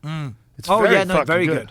But 10 fights in a row, I mean, it would have been great. It would have been really impressive and sexy and great for the fans if he did that. Because I thought that would be the fight that UFC would try and make, and it looks like it was. If Dana said that Makhachev now has to fight Beneil Dariush before he can fight for the title, I think that sets up a Conor fight. I think that might be why he did that's it. probably why, That's let's probably be honest. why he Because really did Conor was at Bellator last Friday, and he did an interview, and he said, I think I'm coming back and fighting for the belt.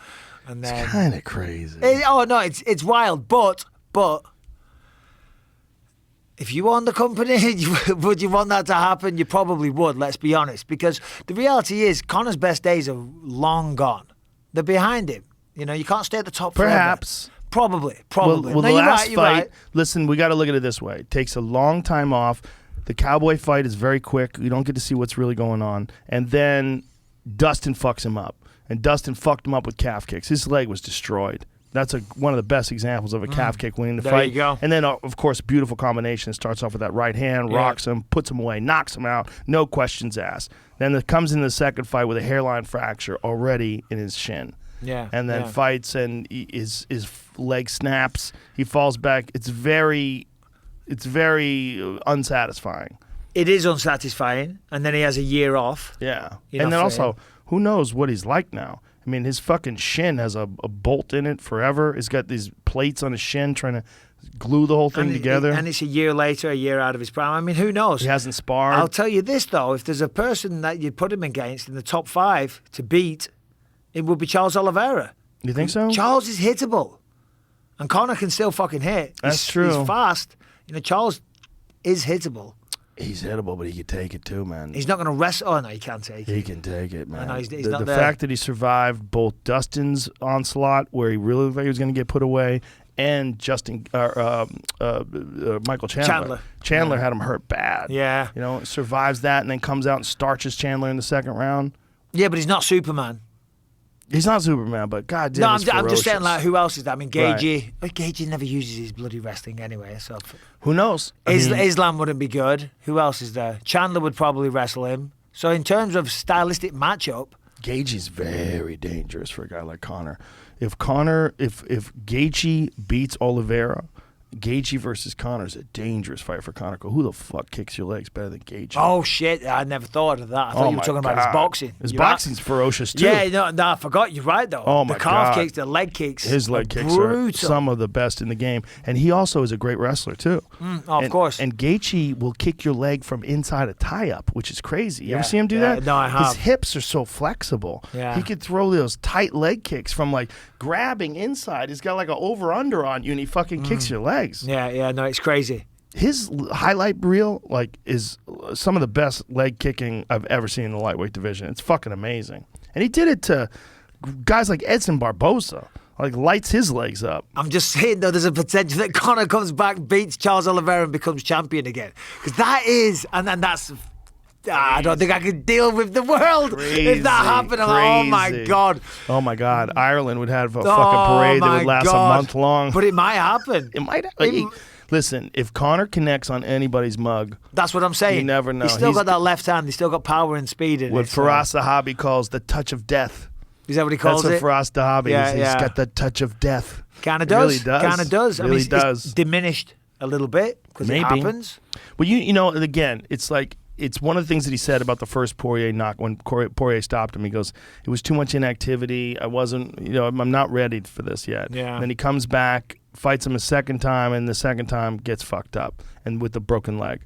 So it's like, I don't know, where he's at now mentally, but he's got so much fucking money. Yeah. He sold Proper 12 Yeah. and made like $500 million. Yeah. He's got like But that's it, though. It changes. I mean, you can say whatever you want. Yeah. Of course he's going to say that. And we all say it, Oh, I'm still the same guy. I'm still the same fighter. No, you fucking ain't. Right. No, you're not. Your motivation for doing this is gone. Right. You're doing it now because, listen, and you got to respect this about him. We don't have a good relationship, but got to respect this about him. He loves the fight game. You know what I mean? Yeah. And I respect that about him. I really do. So that's the only thing that he can't buy. Right. I mean, the guy can buy whatever he wants. Right. And he's buying yachts and this and that, and Yeah. God bless him. But you can't buy the UFC Championship of the world. That's the only thing you can't buy, so he's got no choice to go and fight for it. And he's still choosing to do that. You have to respect that, to be honest. Buying yachts is a tricky way to live your life. It's a good way to go broke. Yeah, I watched that. I go, oh, you're doing that yacht money thing. Yeah. That yacht money thing's crazy money. That's crazy. Where's your yacht, Joe? I don't got Come a yacht, on, bro. man. Come on, man. God knows you can buy one. I don't have a yacht. I have a boat. I got a regular boat. Yeah? What size? It's like 22 feet. It's Nice. tiny. Where is It's that, just around like, here? yeah, I fucking take it out and we jet ski and we go tubing with my kids. Yeah. Oh, I see. Just Okay. fun. Okay. I like yeah. fishing. I have no desire to get a fucking yacht. I have a buddy who just bought a yacht. You don't want to go park up at Dubai? Get the fuck out of here. Boats and hoes, bro. Come on. Let's go. I have no desire to have Come either on, one Joe. of those things in my life. How old are you now? Oh, 54. 54, boat and Yeah. hoeing it up in Dubai. Well, look Not at fucking having Jeff a midlife Bezos. crisis. Jeff Bezos' boat is so big they have to take apart a bridge to get it through. Do you know about that story? I don't know. I kind of want to see it, Jamie, built- though, if you could pull that Built up. this boat. I believe they're building it in the Netherlands, and it is so big. He's got like one of the biggest super yachts, if not the biggest of all time. It's so big they have to dismantle a bridge to get it out of where they're building it. I mean, he's the richest man in the world. Well, him and Elon Musk are, so. They go But that- back and forth. Yeah. But that's just, listen, I don't want to live that way, but No. if you're going to be a baller billionaire, Jeff Bezos is my idol. That's how he does it. He's got a smoke show of a girlfriend. The guy was a dork for like most of his Have life. you seen him Now these he's days? fit. I know, he's He looks jacked. big. Jack Bezos' new yacht in Netherlands. Yeah, under fire. Thousands RSVP to throw eggs at Ooh. it. Oh my god. A super yacht so big it'll require a bridge to be moved to get out to sea. But why did like that bridge has to come down? Like, come on, why? That bridge has to come down. That's a high up there bridge. That's a crazy bridge. Like, why not build it somewhere else? Or why? I mean, do they know that he was gonna be able to get the bridge taken down to build the yacht? Look at the size of that motherfucker. That looks like a cruise ship. What do you think that thing's worth? I want to say $500 million. Oh, I'd say more than that. I'm just guessing. What's the most expensive yacht? Do you see all these Russian guys are moving their yachts to the Maldives? Yeah. Because they don't have like an extradition deal with the United States. So all these Russian guys right now, because the United States is saying they're going to start repossessing these yachts. Oh, really? Yeah, confiscating these yachts. That. Yeah. So does it say how much it costs, Jamie? Not in this. There must be some sort of a... What is the most expensive boat ever built? It's the largest sailing yacht ever constructed, it says. It's also the largest yacht of any kind produced in the Netherlands. It's 417 feet long. I love it. Yeah. Pull up that picture of him listen, with why his girlfriend with the glasses on. He's my hero. If you're gonna be a billionaire, this is how I want. I don't want you to be like Warren Buffett, where you're, I just drink Coca-Cola and I still eat the same food. Get the fuck out of here. Get jacked, and get a fucking smoke show girlfriend. I agree. That's what I like. I agree. Look at him with her. Chilling. Hey. Pull up the one where it's him with the glasses. That's my favorite one. From him at the New Year's party. Going up to space with William Shatner. Yes, that's what I'm talking about. There, the one on the right-hand side. I've that's seen the one. that. That's what a billionaire is supposed to look like. That's what billions and billions of dollars is supposed to do for you. It fucking looks like a douchebag. Every douchebag in Vegas. I like it. No. I like it. He can look like a douchebag. He's got $200 billion. Let him look like a douchebag. Yeah. I like it. I'm a fan. I'm a fan. He's having a Jeff, whale of a time. I like what you're doing. Hey, God Look at bless it. him. He's got a smoke show girlfriend, but that was, by the way, that he's dressed like that because he was at a party. Yeah, it was a I disco know. party. It was a disco themed party. okay. Everybody at the party was dressed like they were in like Saturday Night Fever. Hey, he's enjoying But himself. Why not? I like it. What's the point of having all that money if you're not That's going to enjoy what I'm yourself? saying, Mike. You know? That's what I'm saying. If you're gonna be a billionaire, I want to live like Jeff Bezos. Fuck yeah. Yeah. Take all right. testosterone. No. You've convinced me. Take You've testosterone. Do a lot of fucking squats. Swing some kettle. About $500 million price tag. Doesn't even include the mini yacht. It's got a mini yacht. Well, you got to have a mini yacht, Joe. If you're going to have one like that big. It's worth an estimated $500 million, but they're just guessing. Like, what? Google this. What's the most expensive yacht ever created? I would think it's more than. I think it's like $800 million. I would have. There's got to be $1 billion boat. I mean, what are we doing as a human race here if we don't even have $1 billion boat? I mean, that's pathetic. I bet Putin's got $1 billion boat. If anybody's got $1 billion boat. Yep. Is it Putin? Actually, it's the guy who's actually selling he's the owner of Chelsea. Roman Abramovich. Yeah, he has one that cost reportedly over $1 billion. I'm trying to Come find on, a Jeff. picture. Step What does your that game look up. like? Trying to Jeff, find a picture of it. What the fuck? Maybe Jeff's got a bargain. Maybe you have to build your own. It's cheaper than buying one that's already built. Is that possible? 'Cause Like building a house? You're lazy. Yeah, you're lazy. Like, I don't want to wait for the thing to be built. What's available now? And they sell you one for $800. That's $1 billion. Oh my God, 1.62 billion. Yeah, that's what I'm saying. Ooh, Jeff, what is going on, man? How's this guy beating you? I'm embarrassed for him, to be quite Jeff, frank. This is ugly. How's he going to show his face at the boat club? You know? How's he gonna Poor guy. He's only got $500 million yacht. pull up to Con and Yeah, exactly. You'll be trounced So by here's, this guy and here's his Jeff with his shitty boat. Again. little tugboat. Get the fuck out of here with your little tugboat. Look at that thing. That is a goddamn cruise ship. You would think that would house like 100 people. $1.6 billion. So all of these, look at that. It's got a little boat That's inside of it. sick. Comes out. Some of these guys, one of the guys, maybe it's this guy, has one that has like anti-missile capabilities. Probably. Yeah, I think it is him. And then it also has a submarine where he can escape. So if like Somali pirates are trying to hijack him, he could just get in a submarine and It's amazing, isn't it? It's kind of It's very cool. yeah, it's baller money.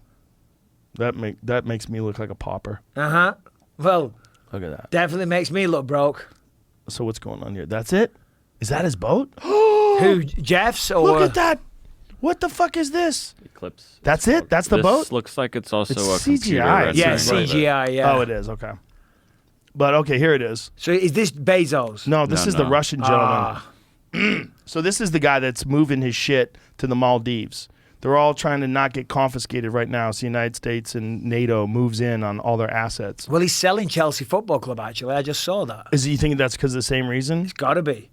Wow. What a crazy time to be alive. Look at the size of that guy. Oh, my goodness. Look at that. Look at the size. You could fucking shoot arrows in that. You could have an archery course underneath your boat. Wow. Amazing. Helicopter pad. I think it's got 2 helicopter pads, too. So, like, you and the wife could sail in from different areas. Look at this. It looks like a giant house inside of it. Got a swimming pool in there. Restaurant. A restaurant. Holy shit. Got a disco. But according to someone whose name rhymes with Dana White, he told me that those aren't even the richest people in the world. The real richest people in the world are like the Saudi oil Probably. Because they don't have to make it public. No, that's right. Exactly. He's like, those royal family guys, he goes, they have trillions. Yeah. Wow. Trillions. Trillions.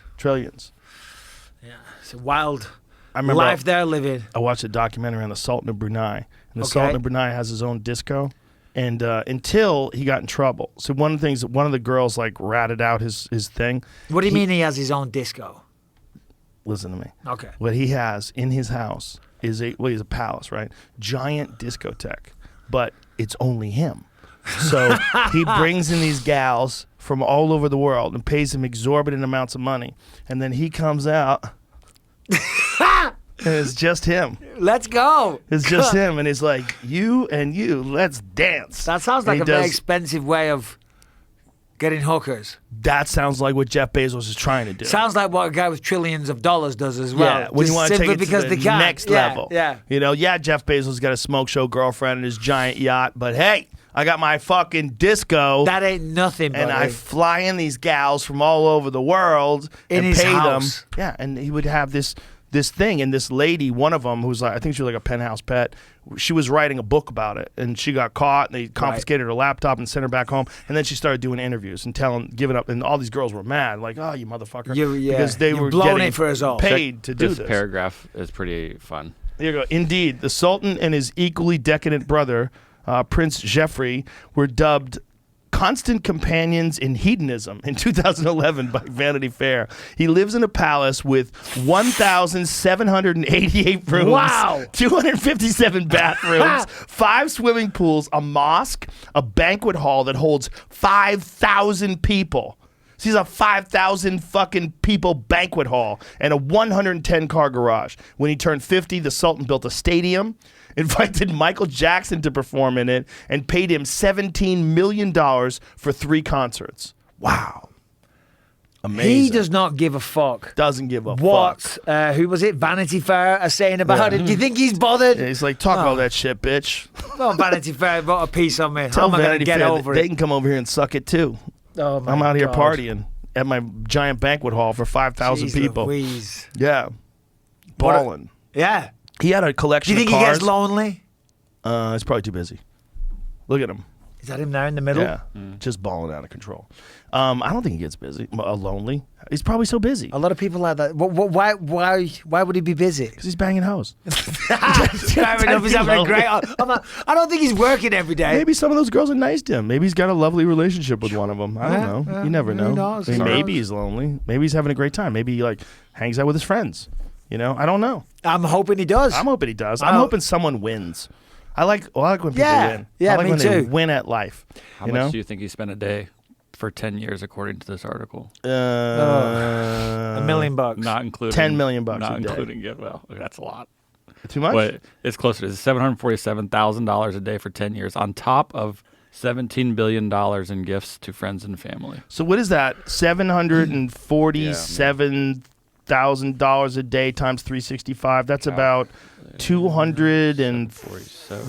7.4, 74 million, Yeah, 240. 272.655 million per year times Just 10 spending. out of zero. Just spending money. Just spending. Yeah, $2 billion. Oh, 2.7 billion God. just spending. Oh my God, that's so much money. It's like Brewster's Millions. Remember that? Yeah. He had to blow 30 million in 30 days. Oh, that's right. Yeah. That's right. What a crazy number. Hundreds and hundreds of millions of dollars a year just spending. just balling. It's just insane. Just champagne and gold underwear. Woo! Do you not think that gets annoying though after a while? I'd like to find out. Well, give me half a chance. I'd kill myself. I'd be dead. I would not make it 10 years. My God. I don't know. I mean, it all depends. Look, I'm happy. I love my wife. I'm happily married. But if I wasn't, like if I had a terrible wife, I had a terrible relationship, and all of a sudden I had billions of dollars, I might go whole hog. I think you'd have a good time. Yeah. I think you'd have a good time. Money can't buy you happiness. Well, what's he called? The Sultan of Brunei is living it. Jeff Bezos is doing all right. I don't think money can buy you happiness. But if you are already happy, yeah, I think money will make extra money will it'll make you happier. Options. Like, do you have a nice car, Mike? When you drive? I don't know. I had a Range Rover until quite recently. Now I just got an Audi A6. Oh, those are great cars. It's a nice car, yeah. I was great. going to get, the RS7, the new one at Christmas. And those are nice. I like those. I like Audis. I love Audis. I love that R8. I think it's the shit. Yeah. It's a fucking amazing car. But like when you get in a nice car, like people say it doesn't make you happy. Like I was talking to my friend Tony Hinchcliffe. He just got a new 2021 Corvette. Right. Those new ones, the mid-engine ones. I don't know Corvettes too well. But it's you're fucking right. incredible. I know what you're saying about a nice car. It makes you feel good. It does. It does. Get in it. 100%. You grab the steering wheel. You feel it. Ooh, and especially if you spend a lot of time in your car. Yes. Yeah. I mean, if you're a person who likes those things, but for some people it's not cars. Some people it's art. They like to buy art, and they love living in a nice house. It's not like money. Money doesn't buy you happiness. But it takes away the stress, though. It takes away a lot of stress. Oh, yeah. A lot of stress. It's a big difference. And once that stress goes, then all of a sudden your life's a lot better. I remember. So you're not buying happiness, but you're eradicating the stress and living the life that you want to live, as opposed to being a slave to making ends meet. The making ends meet thing. When I was 25, I think, I got a development deal, the first development deal I ever got, which was like, I think they gave me $100,000. And at the time, that was the most amount of money I would have even heard of anybody getting. Yep. And I had all this money in the bank. And I remember the moment it happened, it was like a weight lifted off of me. Oh, yeah. It was like it was gone. Like whatever weight was on my shoulders was gone. Because I didn't have to wonder, how am I going to pay my bills this month? How am I going to eat every day? I'm on my own, out there hustling as a comedian. And I remember that feeling was like a physical feeling of weight leaving my body. Yeah. And I remember thinking, oh, I'm never going to forget this. This is very important. This is very important. You have to have a certain amount of cushion. Because when you have a certain amount of cushion, you don't have to worry about your bills. It's a way better life. It's a way better, that day-to-day grind, like, it's romantic that people are struggling. It's romantic. You're hustling. There's something to it. It does give you a little motivation because you got to hustle. You got to keep going, but not good for you. No, it's not. But it never goes away. I mean, my hustle, I'm always fucking working I'm always hustling non-stop. too. Do you know what I mean? I don't really need to, but I like it. Me too. I like Same to thing. stay busy. But it's a different hustle, right? But it is. Yeah. It's not out of necessity as much. Yeah, it's not a fear-based hustle. But the feeling you mentioned there, I remember like when I first got to the UFC because, money was tight for us growing up. And then I remember UFC 66, Chuck versus Tito 2, MGM Grand. I beat Eric Schaefer. Backstage, I get Donna says, Dana and Lorenzo want to see you. I'm like, Dana and Lorenzo want to see me? What the fuck have I done now? Do you know what I mean? I'm like, I've done something. I've told the wrong person to go fuck themselves or something. And then backstage, he just gave me a check. I said, hey, open it. Because, you don't want to open it. You think it's a check. But he says, open it. And I open it up. It was $80,000. And I'd never seen that kind of money in my life, and it was just unbelievable. And I remember my wife, Rebecca, was outside. She was by herself in the nosebleeds, right up at the top of the stand. She was the only person there. And I ran out and I had my purse and I had some sponsorship money and I had a check for 80 grand off Dana. And I'm like, what the fuck? So I sprinted up those steps. People go, hey, you just fought, you know what I mean? Because I wasn't very well known back then. I said, babe, look at this, And it was a beautiful moment. I was crying because it's like, it wasn't just about the money. The money was fantastic. But it was that fact that this crazy plan of quitting work and becoming a professional fighter was paying off. Do you know what I mean? Because everyone said, there's no money to make in MMA. No one makes any money. I remember when I quit work on this forum, Cage Warriors forum, said, if anyone's getting into MMA for money, they've made the wrong choice. And I was like, fuck, that's the only reason I'm getting into this. And you know what I mean? There's such a great feeling, as you say. It's such a risky endeavor to go from being a guy who's training to taking a couple amateur fights To, you know, I know you had some kickboxing fights, and then to say, I am going all in on this profession. You're counting on your tissue, your joints, your back, your knee, everything to hold up. To be honest, counting on your skill. It wasn't because for me, I was just doing dead end jobs one after the other. Right, was never happy in any of them. Never held them down because the money was shit. And there's plenty of other dead end jobs. Do you know what I mean? Yeah. Monday mornings were generally a no show for me.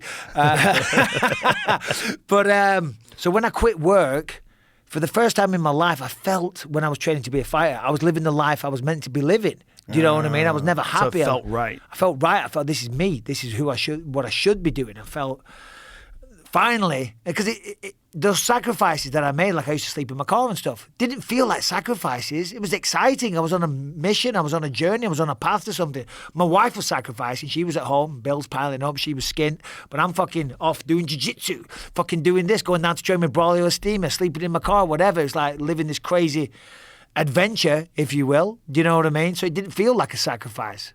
Well, that's why it's the perfect job for you. Yeah. Now, for a lot of guys, that would be too nuts, too much pressure, too much. And also, there's the expectation of the unknown. Like, you don't know. Well, like, that's what's coming next. The unknown, it just looms over you. Like, you have no idea whether it's going to work out. It's the pressure that eats up everybody. You know, like so many people, like we said before, people always ask about Callum, my son, fighting.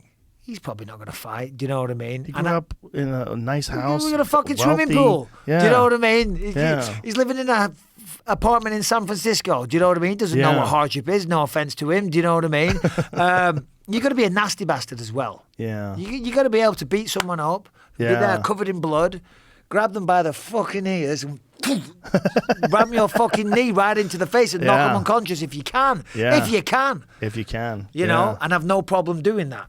I don't think he's got that mean streak in him. But the point I was saying is, what was the point? What was the fucking point? Well, the unknown. Like. Yeah.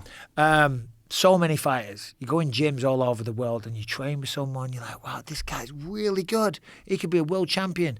And then you find out he's crashing on a couch at his friend's house or he's sleeping in a car. Yeah. And they just can't put it together on fight day. Can't deal with the nerves, the anxiety, whatever you want to call it. And there's so many people like that. And I think in most walks of life, I think it's probably the same in other sports. There's people that on game day, they just can't perform. And then there's other people that know how to keep it together when the shit hits the fan. And it's one of the most important qualities in life, your ability to hold up under pressure. Yeah, no, absolutely. A perfect example is Quinton Rampage Jackson. In the gym, he would always look like shit. He had no problem getting tapped out left, right, and centre. But fucking game day, good luck with that one. Good luck with that, buddy. You know what I mean? Oh, my God. The fact that he's still out there doing it, too. I mean, he's still fighting, which is kind of crazy. Apparently, he's going to have a boxing match with Shannon Briggs. Shannon Briggs. Is that 100% real? I don't know. They were talking to each other, talking shit to each other. They're always talking shit, and they do this thing. Shannon talks a lot of shit. He's fucking great. Let's go, champ. Let's go, champ. He's awesome. You see what he did to Klitschko back in the day? Yes. On the paddleboard. Oh, my God. Epic. Well, was that real? I think it was real. I mean, I don't see Vladimir Klitschko playing doing along a prank. Yeah, that's not his style. No, he's not like he takes himself far too seriously. Far too seriously. Yeah. You're right. Yeah. What an asshole. Yeah. It's great. He was a tough motherfucker too, and still is. I mean, Shannon can box, man. Oh he yeah. has a nasty left hand. He's super educated boxer. Guy as well. Huge guy. And, was real down the dumps until he started saying, let's go, champ. Like, he literally, reignited his passion for life by just saying to himself, let's go, champ. And let's he would go, just champ. fly himself to these big boxing fights and just gate crash the press conferences. Take his shirt off. Talking shit. Jacked. Yeah. Start talking shit to everybody. Yeah, there was him and Rampage at the Triller event recently. I'm not sure what the involvement is, but they were side by side or squaring up. Mm-hmm. And he's way bigger than Rampage. He's huge. Big guy. He's a very tall guy. But I think what they were going to do is something crazy, like 1 round boxing, 1 round MMA. Is that what it was? Something like that, yeah. Yeah, I heard something Do you know that Mighty Mouse is doing that at the end of March? With, what's he called? Radtang. Radtang, Yeah, that's a wild fight because the first round is Muay Thai, and Rod Tang is like an elite Muay Thai Oh, is guy. the first round Muay Thai? I thought it was first round was MMA. I don't and believe the next so. round was Muay Thai. Okay. Yeah, I think it's first round Muay Thai because Rod Tang said he's going to finish him in the first round, and he's never going to make it to the MMA portion Right. of the fight. Okay. That makes sense. But I don't know, like how many, like when they're saying rounds, are they doing Muay Thai rounds like 3 minutes, or is it an MMA round like 5 minutes? Because that's a different animal, right? Yeah. In both counts. I don't know. I don't know I either. mean, either way, 3 or 5 is going to be hard to get through with Rod Tang. But I thought it was MMA first, and I thought, oh, that's really smart of Mighty Mouse. Because, of course, he's just going to take him down. Yeah. A Muay Thai fighter knows nothing of takedown defense or jiu-jitsu. Right. And Mighty Mouse would just tap him out 2 minutes tops. Yeah. You know? I mean, I don't think, I don't know, honestly, what kind of, let's see here. 2 fighters will compete in a 4-round battle of alternating rules. Rounds 1 and 3 will be contested under the One Super Series Muay Thai rule set. So rounds 2 and 4 will be contested under the Global Mixed Martial Arts rule set. So what are the minutes of the rounds? It says 4 rounds, but how many minutes? Got to be 5 minutes, I would have thought. I would think that for sure with the MMA rounds. What's his record, Rod Tang? How many fights? I mean, probably they don't know in Thailand. That's how it is. It's crazy by the time they get to be 20 and No, I they've had know. 150 fights. It's like, it's not. Look at that fucking record. Jesus Christ. How many is There's that? a few reds on there, but not many. 267 wins, 42 losses, 10 draws. That is crazy. That's a lot of experience. That is fucking crazy. And he fought last year. Yeah. And so the last time he lost was 2020, and that was to someone in Thailand, in Bangkok. Raja Damnam. Have you ever watched Muay Thai live in Thailand? Yeah. Yeah. Yeah. I lived in Thailand for about 3 months when I first started doing MMA. Yeah, one of my fights I got I was winning the fight, and then in the last round I got my leg kicked to fuck in cage rage. I still knocked the guy out, fortunately, but I was limping around. It wasn't looking good for a minute. So then my coach was like, right, you need to go to Thailand and get this shit under control. So Which gym did you train at? it was called Sasri Papa, which is in a little suburb of Bangkok called Ramkampeng. Nobody speaks English in Ramkampeng, let me tell you that. And Wow. I was like, stood out like a sore thumb. What was that like? Crazy. It was wild. 3 months. 3 months, yeah. Well, I went for 2 months the first time, and then the second time I went on for a little bit. It was a great experience. I came back as a way better fighter. I think any fighter that's realistically wants to do this for a living needs to go out there and live in Thailand. What for a is the while. difference about training in Thailand? I mean, obviously, you know, it's great instruction, great training sessions and all the rest of it, but you just live in that life. And then when you see what they go through, you know, and the limited opportunities that they have in their life, and they're literally fighting to be able to feed themselves, you know, it's, you know, you understand the blessed position that you're in. But as a fighter, yeah, you come back just different. It's hard to explain, but yeah, I mean, my Muay Thai was way better, but I just had a deeper understanding of the sport, of the people, of the culture of it, you know. Living in a shitty hotel room with the cockroaches, it was... Humbling. Yeah, it was. It was fun, though. Very much enjoyed it. Yeah, a lot of guys are going to various gyms in Thailand to do their camps now. Phuket. Yeah. A lot of people go in there, yeah. I was there in 2016, Phuket top team. It's great. You know, you would think it's just Muay Thai, great jiu-jitsu, great wrestling programs. Then they got Tiger, Muay Thai. They got what was Physique's AKA. there, right? AKA in Thailand. AKA Mike top, Swift. Yeah. Is he just came down with cancer, is that correct? He beat cancer. Oh, he's beat it. Yeah, he Oh, beat fantastic. cancer. He went through the chemo, and I think he feels great, and he's starting to put weight back on. Oh, really good. Yeah, Somebody I was just watching the mentioned video. a few days ago, they said, oh, did you hear Mike Swick's got cancer? What kind of cancer did he have? Do you know? That's all I know. Literally, just someone said to me. And So he's running AKA Thailand. Yeah. He's a great guy. I fucking love Mike Swick. Yeah, Mike Swick is just. I don't know salt him of the too earth. well. Great guy. I hear nothing but good things. Yeah, great guy. Yeah. And then in AKA Thailand, I know that in Tiger Muay Thai, I know that Hamzat was there too. Yeah, that's right. Yeah, he was there. And for he a was while. upset because everybody was filming him. Really? Yeah, there was he was talking about how All-Star in Sweden, they don't let people film. If it's filmed, it's all controlled, but they don't let people see like his training, his sparring, and everything like that. But there's every time he said he would spar, there would be guys pull their phones out. And he's like, they're not professionals. He said the problem with Tiger Muay Thai was that there was a lot of the people that were there for the experience. They were just like amateurs. No, for sure. Yeah. And that's what you get. Like where I went was a proper fighter's gym. A lot of people go on training holidays. You know what I mean? They go on like these excursions with work or whatever. One of my business managers did that. I'm He's doing in a his Muay late Thai 50s. trip to Thailand. You know, it's like, fuck off. I'm trying to train for a fight, you dickhead. You know what I mean? And these guys all have their phones out. Yeah. Like, I'm training with Michael Bisping. And I understand Hamzat's problem there because it's so annoying. Because you're going into a gym trying to work because you've got an important fight coming up, and you got these people dicking about. They should be smart about that, because you're going to discourage elite fighters like him from going down there. Like, he doesn't want people to see everything that he's working on while he's in the middle of a training camp, just because, you know. It's not even so much seeing what you're working on. It's just a distraction. Yes. You're just trying to focus and do the job at hand. It's already stressful enough, and you got to go in and, you know, it sounds like bloody.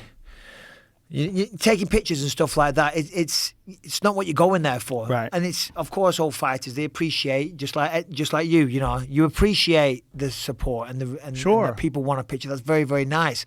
But when you're training for a fight, you're going in there and you're tired, you're beat up. The sparring session didn't go well yesterday, you know, or whatever it is, and now you got to deal with that as well. And it's like some dude just standing there, holding the camera in front of your face. Fuck, it annoys me. It's a distraction. That's and it's also. The gym is supposed to be this place where you're with like-minded people, all focused on one goal, getting better. That's right. That's what training is. That's why I enjoy training at Ruka so much. Private gym, built for BJ Penn in the Ruka factory. You know, it's invitation only, so you're not going to get bothered. You know what I mean? There's a lot of guys out here that it's a different name, Roka. Roka is a sunglassing company in Austin, and they have this beautiful gym, and a lot of like John Danaher and those guys, his guys like Gordon Ryan, they're training out there. Right. And Tim Kennedy does a lot of training there too, but it's the same thing, private gym. Sure, exactly. Nobody's going to fuck with you. It's such a different environment there. You know what I mean? Much. You're not on display. You're not performing the whole time. Exactly. You're in there. You're trying to get better. You're trying to work on something. And you're not annoyed. You don't want to be annoyed. You want like clarity of focus. It is annoying. Yeah. Have you ever thought about training people? Have you ever thought that might be in the future? I'd like to one day. One day, I would love to one day, and I will do that. But right now, I'm still doing me. Do you know what I mean? And if you're training somebody, that's got to be 100% all in on them. It's a very selfless task. Do you know what I'm saying? Right. And I'm just not ready to do that yet. I just wouldn't be fair on whoever it was, because I can't dedicate all my time to them. You know what I'm saying? Yeah, no, I totally get it. I'm pulled in a million different places. It's great. It's stressful. It's annoying, but I'm happy with it. When that all dies down, you know, and no one's fucking interested, or no one wants to hire me anymore or speak to me anymore or whatever, then I'll be training people. And I can't wait for it, to be honest. Really? Yeah, I'd like to do that. I'd like to take a couple of little protégés under my wing and see where we go. Where do you think you would do that? You would do that in California, you think? I have no idea where life's going to take me, where I'm going to be in a few years. Yeah. But wherever it is, I'd like to, yeah. You know, learned a thing or two about mixed martial arts over the years, believe it or not. Do you know what I believe mean? it. Yeah. So, you know, how to get people ready. See, that was always my thing, you know, with a lot of coaches. You know, I would have a hard time sometimes listening to what they had to say, because I've been doing it way longer and a way higher level than you ever fucking dreamed of. But yeah, you know, I'm not saying like there's. I'm not talking about jiu-jitsu. I know what you mean. That's completely Everything. different. Fighting. But I'm talking about a guy that's fucking never stepped foot in a ring, and they're going to try and talk to me about the psychology of fighting and all the rest of it. When that's been my entire life forever, so I always had a hard time. When I met Jason Perillo, that was great, because he's the real deal. You know, but he's done a tremendous job for a lot of fighters. Oh, he's incredible. There's so many charlatans, though. There's a lot of fakes, a lot of pretend, a lot of wannabes, you know what I mean? And they sometimes just get a really good athlete, and that person performs well, and then they like try to hitch their buggy. And because that person is doing well in the UFC, that opens other doors for other fighters, and all of a sudden this guy supposedly, this great coach that's created all these great fighters. No. I mean, I'm not saying I know nothing about Greg Jackson's coaching ability, but that was a super camp where everyone just good talent was attracted to them, to that one spot. Maybe he's a great coach. I've never worked with him. I'm not talking about that. I think he is. I think from all accounts. I'm not talking shit about him. I know what you're saying. But greatness attracts greatness. And all of a sudden you think, I want to go train there. And then all of a sudden you've got champions galore. It's not necessarily because of one guy in there has some secret that the world doesn't know. Right. There's not a lot of those guys out there. Those guys that are just like there's a few guys like Matt Hume, Faraz Sahabi, Duke Rufus. There's a few of those guys that just have an understanding of the sport. Yeah. Like for me with Jason, the best thing for me, he was a great coach, but it was this working on the mind. For me. That was everything. He helped you a lot with that? Big time. In what way? I was always too emotional. Always too emotional, too worked up, too angry. Yeah? And you know, like for example, you know, I remember, well, I used to go into every fight thinking if I was mad or angry, then that was the best way to be. Turns out it's the opposite. You need to be cool, calm, and collected. Look at Anderson Silva. You know what I'm saying? Yeah. Being angry, you might beat 95% of the people, but the true elite, you're going to get caught out. Yeah. And like when I fought for the belt, for example, I remember I was doing jiu-jitsu with Brady Fink and it wasn't going my way. I was having a tough time and I snapped at him. I was like, what the fuck? You know what I mean? And Brady, bless him, he was always a great guy. He'd always take my shit, but he had no need to. And I remember Jason said, Mike, look, listen, you're fighting for the world title next week.